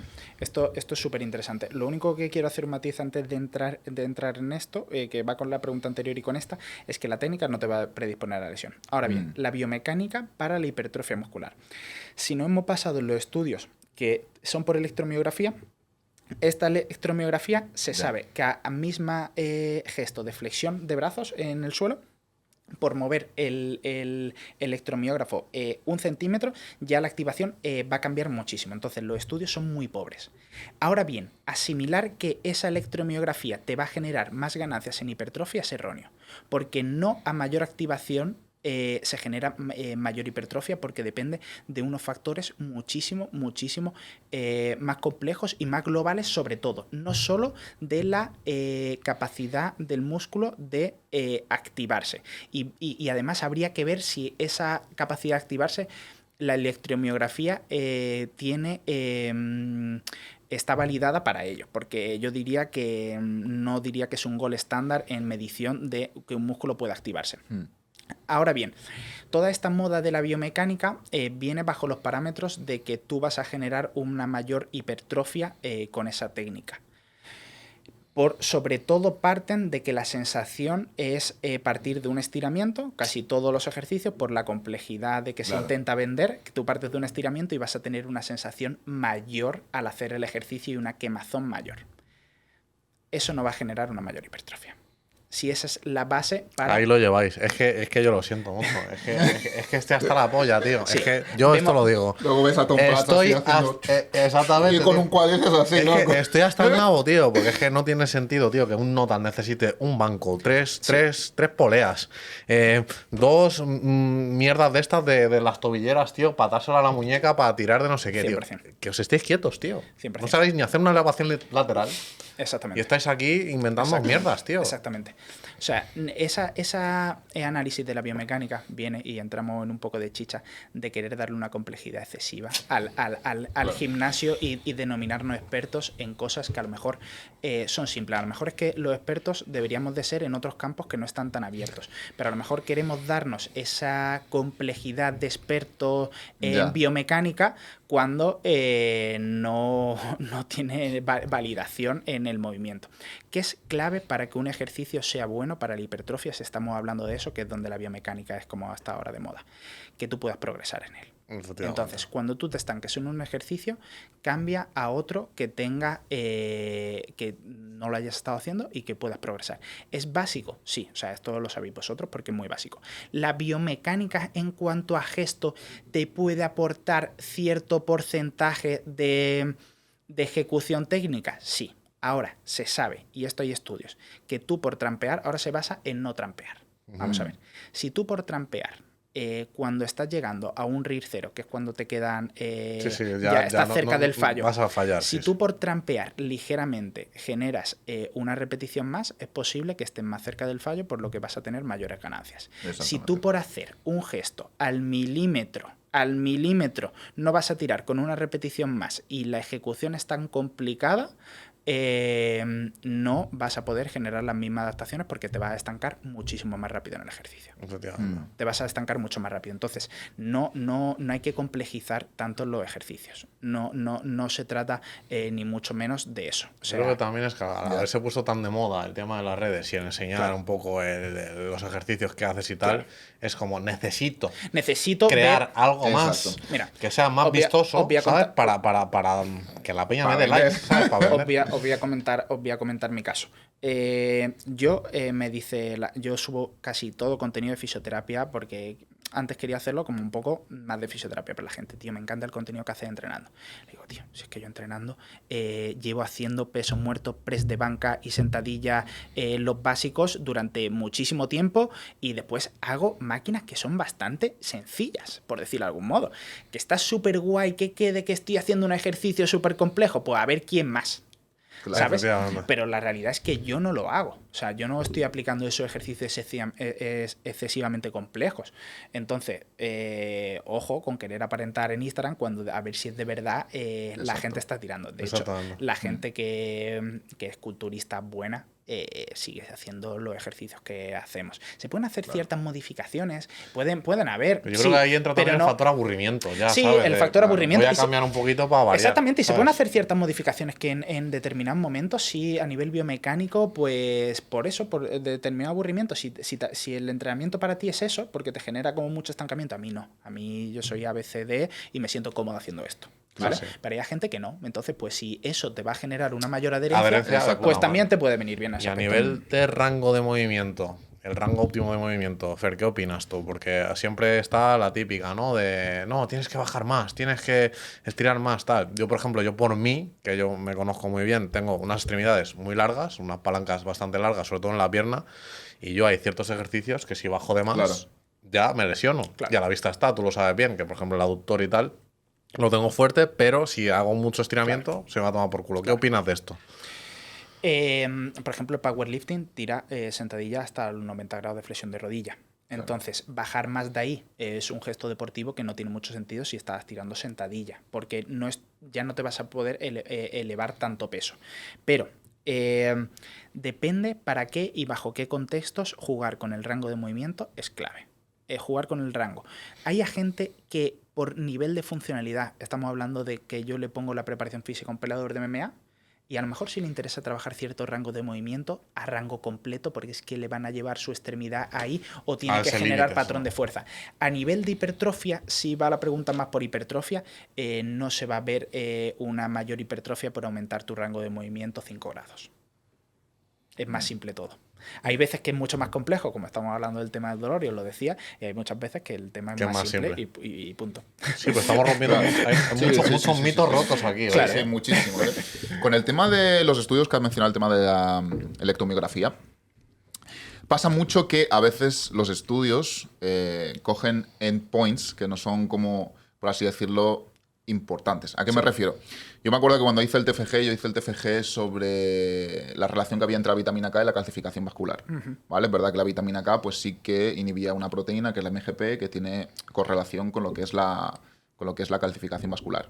Pero tú luego no veías una correlación entre el consumo de vitamina K y la reducción de mortalidad, que al final es lo que te interesa. A ti te da igual que la persona pues tenga inhibida esa proteína. Tú lo que te interesa es reducir la morbilidad y la mortalidad a raíz de esa causa. Sí. Entonces, muchos estudios, yo lo que veo es que, sobre todo en este sentido, es, vale, veo que se activa más el bíceps así, pero no has cogido a un tío y le has medido el bíceps para saber realmente si le ha crecido el bíceps o no. Claro. ¿Sabes? Yo hablo con un amigo mío que es ingeniero aeroespacial y es un crack, quizás lo esté escuchando, y comparado mucho de la mierda de los estudios que hace la medicina y la fisioterapia, que son ensayos clínicos. Es decir, tú le das un procedimiento y ves cómo responde la persona. Y él me dice, pero vamos a ver, si yo lo que hago es medir exactamente cada parámetro en cada factor y ver cuál es a lo mejor la molécula, cómo interacciona, etcétera. O sea, eso es lo básico. O sea, claro. Eso es lo que se llama ciencia básica. Aislar esos factores en el mundo de la salud, como es la nutrición, como es el tuyo, es excesivamente complicado. Excesivamente caro, pero carísimo. O sea, llevar estudios sencillos es caro. O sea, esos estudios están a nivel de farmacias muy, muy potentes. Entonces, es lo que pasa. Las ciencias de la salud no creo que se puedan aislar tantos factores. Tenemos que capear un poco el temporal con los ensayos clínicos e ir escalando a que la muestra nos dé, que diversos ensayos clínicos nos dé a una revisión sistemática cada vez más grande de muestra.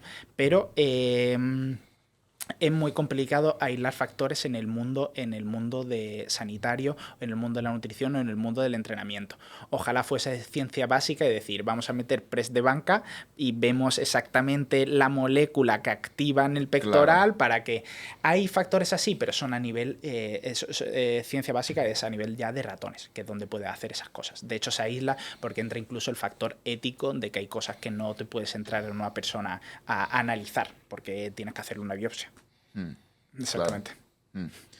Y ya nada, no sé si ya tienes alguna preguntilla más que llevamos. A ver, hay unas cuantas, pero justo he visto ahí he visto el tiempo ahí y he dicho, hostia. Llevamos hora y 46 minutos, se me ha pasado hora y 46 minutos. Se ha pasado volando. Entonces yo creo que a lo mejor pasamos ya para la parte final, ¿no?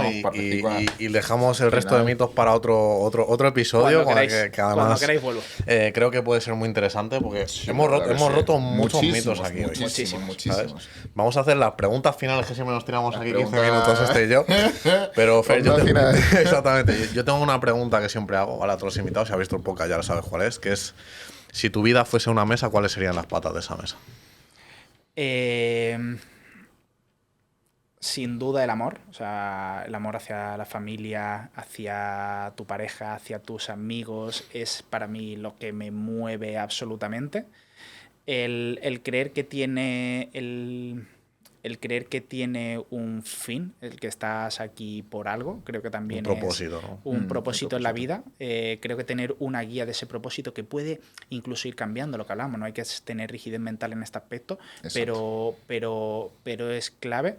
Y a mí hay algo que me da mucho beneficio, que es intentar ayudar a los demás. O sea, a mí algo que es, no diría que filantropía, pero que sí el ayudar a los demás, ya sea que a lo mejor te dediques a trabajar en una oficina y no sea tu trabajo, pero el poder ayudar a un familiar en determinados aspectos, el que se sienta que tú estás haciendo algo por los demás, creo que es un propósito en la vida que todos debemos de tener a muy pequeña escala, puede ser a nivel de tu familia más cerrada. Sí, pero si todos pusiéramos esa semillita, creo que las cosas serían mucho mejor. Creo que las cosas, el ayudarnos a los demás, creo que es la clave. Totalmente.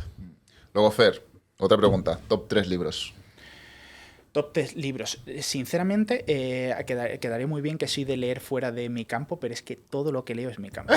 Leo nada más que entrenamiento. Y para alguien que, imagínate, que se quiere introducir un poquito en la fisioterapia o quiere aprender un poquito más sobre fisio. Sí, sin duda voy a recomendar la osteopatía Vaya Timo de Rubén Tobar.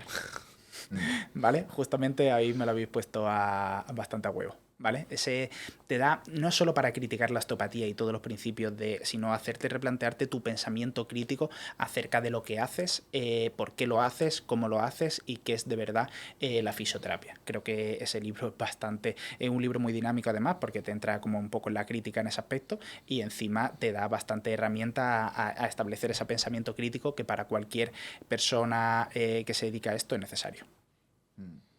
Pero más libros es que todos son son ahí más técnicos, más muy tarde. técnicos. Bueno, os lo diría, pero no leo ni novelas ni nada. Eso lo apuntamos ahí. Luego, la pregunta que estamos haciendo ahora, que estamos haciendo la cadena de preguntas, ¿no? Con los invitados.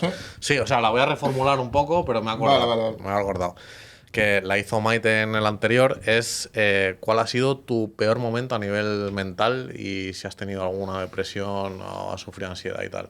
Sé que no la hizo tal cual, pero bueno, es... Sí. Creo que soy una persona muy poco tendiente. Dicen que la depresión es mirar en el pasado y la ansiedad es mirar en el futuro, más vivir en el futuro y la depresión es vivir en el pasado. Creo que soy una persona muy, muy poco tendiente a vivir en el pasado, hacia el comportamiento depresivo, pero sí hacia la ansiedad.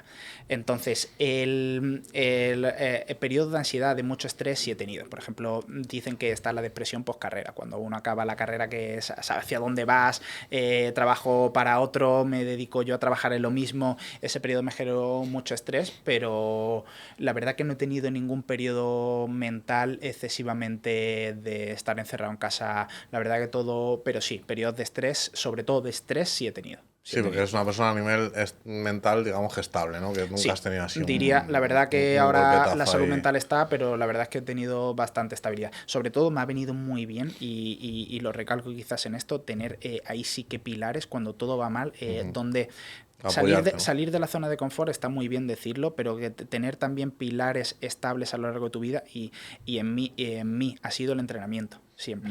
El entrenamiento a mí, en periodos de estrés, yo siempre, o sea, yo he podido dejar las redes sociales porque he estado más tiempo estresado, he podido dejar muchas cosas, pero yo el entrenamiento a mí me ha salvado de bastante estrés. Y ahora tienes que dejar tu pregunta al próximo invitado que venga. ¿Sé quién es? No. Vale. Si tiene dolor de espalda, así genérico que quiera que no requiera gravedad, ¿a qué profesional acudiría? Además, me acabo, porque sabemos quién es. Sí, puede ser muy guay, por eso. Puede ser muy guay. Que no requiere gravedad. Sobre todo. Eso. Que no requiere gravedad. Cojonudo. Puede ser muy guay. Así que nada, Fer, ya ahora sí, momento, bueno, medio final. Ya como que es, bueno, el libro de las firmitas, las dedicatorias, los dibujos, Perfecto. lo que te nazca. ¿Aquí abajo? Donde quieras. Donde quieras. Donde quieras. Quítale la cabeza al koala. Aquí. Aquí. Vale, justo. Y ya está, y donde tú quieras ahí. Que el próximo invitado no va a poder firmar. No, es verdad. El próximo no va a poder. No va a poder firmar. Tiene que mandar la dedicatoria de otra manera. Ya os hacemos spoiler ya. Pero bueno. No Stop. Stop. Va a ser Ahora, muy, si va a quieres, ser- te lo revelamos detrás de cámaras, Genial. Fer. Va a estar muy guay. Así que nada, chicos, voy a aprovechar para decir que tenemos descuentazos en IOGENIX, ¿vale? Con el código MENTES10 Eso es. en toda su página web, ¿ok? Además que hay varias promos siempre activas ahí que nosotros tenemos que ir poniendo más en las stories, que somos un poquito Desgraciados. en ese sentido. Y luego tenéis el código MDH también en Fidias, en toda su línea de ropa, Eso es. que está de puta madre. Y ahora que viene el veranito hay que aprovechar y hay que renovar un poquito el armario también, hay que tenerlo en cuenta. Luego, chavales, la news MDH y dentro de poco se vienen cositas. Sí. Literalmente. Siempre Fer, lo decimos. siempre lo parece decimos. que no llega, pero va a llegar. Por Llega. cojones va a llegar. Que sí, va a llegar. Hacedme caso. No os preocupéis. Fer, mientras vas escribiendo también, tenemos la pregunta final que es ¿a quién te gustaría ver aquí en el podcast? Dale tiempo ahí para ¿A pensar. quién me gustaría ver aquí en el podcast? Si quieres, lo leo mientras piensas. Han sido unas 2 horas voladas. La salud es la clave para tener una vida plena y espero haber aportado en este aspecto. Ahí está. Muy guay, sí. De puta madre. Hasta hemos roto muchos mitos. Sí, ¿eh? sí, Yo creo. Y se nos han pasado volado. Vamos a tener aquí una fila de fisioterapeutas. Aquí Sin duda. En plan, tirándonos aquí de todo, ¿sabes? Alguien que me gustaría que trajeseis. El otro día escuché otro podcast de un cura, un párroco, que me va a bailar bastante el nombre. Es de un podcast bastante famoso, que no el más famoso, ¿vale? Entonces, creo que se llama, es de origen peruano, pero el nombre es chino, ¿vale? Y dio bastantes pinceladas de la ética, la moral, hacia dónde va la iglesia, y me gustó bastante. Bastante. Estaría interesante, Bueno, ¿no? apuntamos, Estaría ¿eh? interesante Sí, traer sí. a otro cura. A porque otro. hemos tenido a uno ya, pues a otro o una monja también hemos pensado. Eso también. Hemos pensado. ¿Qué decimos? A los que hayan llegado hasta aquí, ¿qué ponen hoy? ¿Qué ponemos? ¿Qué ponemos hoy? ¿Qué ponemos? Buena pregunta, ¿eh? Con Alberto fue más fácil. Fue más fácil. De hecho, tu madre lo puso ayer, el Pelucas. Lo vi ayer a las 2 de la mañana, ¿sabes? Que llevaba el currado. El Pelucas. Teresa no sé qué. He llegado hasta aquí, el Pelucas. El Pelucas. ¿Qué palabra ponemos, Fer? A los que hayan llegado hasta aquí, para que digamos, este cabrón ha llegado hasta aquí. Este cabrón ha llegado hasta aquí. Que diga cómo el término contracturas le ha afectado un poco a su vida y cómo desmontar esto y cómo abordarlo. Que abordarlo es simplemente acudir a un profesional que te guíe en este aspecto, pero no te hagas de un masaje, que cuente ligeramente su experiencia y cómo desmontar este mito le puede cambiar seguramente el planteamiento hacia su dolor. Me parece bien, que se lo recurrente cervical. ocurren un poquito los Eso comentarios. es. Ahí está. Escuchad, y si os lo curráis, Si se le a lo ocurra, mejor os damos un regalito. y si todo. se le ocurra mejor, pero si no, palabra contractura y listo. Y ya está. Exactamente, pero si se lo ocurran, a lo No, mejor- contractura, mito. Ya está. Eso es. Si Vaya a ser que- si se lo ocurran, les mandamos ahí una cosita ahí Eso es. al correo. Eso es. Ahí lo dejo. Así que nada. Pues, Fer, ha sido un placer, tío. Un placer tenerte mío. aquí. O Mil sea, gracias. es tu casa, ya sabes, estás invitado cuando quieras venir Eso otra es. vez. Mil gracias. A vosotros. Y vamos a dejarte que despidas el podcast ahí, rapidito, y cerramos por aquí. Nada, si tenéis dolor de forma persistente o cualquier lesión, acudir a cualquier profesional. puedo ser yo, si se me seguís en redes sociales, pero acudir a un profesional sanitario que de verdad esté cualificado y que de verdad os pueda acompañar en todo este proceso. De verdad que en este proceso de sentir una lesión nos sentimos muchísimas veces solos, o no quiero ni pensar en las personas que tienen dolor recurrente a diario, pero alguien que te acompañe en este proceso es clave. Es clave. Entonces, búscalo, no te desanimes y ánimo con eso, que hay muchas personas que estamos al pie del cañón para que eso sea un antes y un después en tu vida. Ahí está. Eso es. Pues nada, chicos, nos vemos en el siguiente. Nos vemos.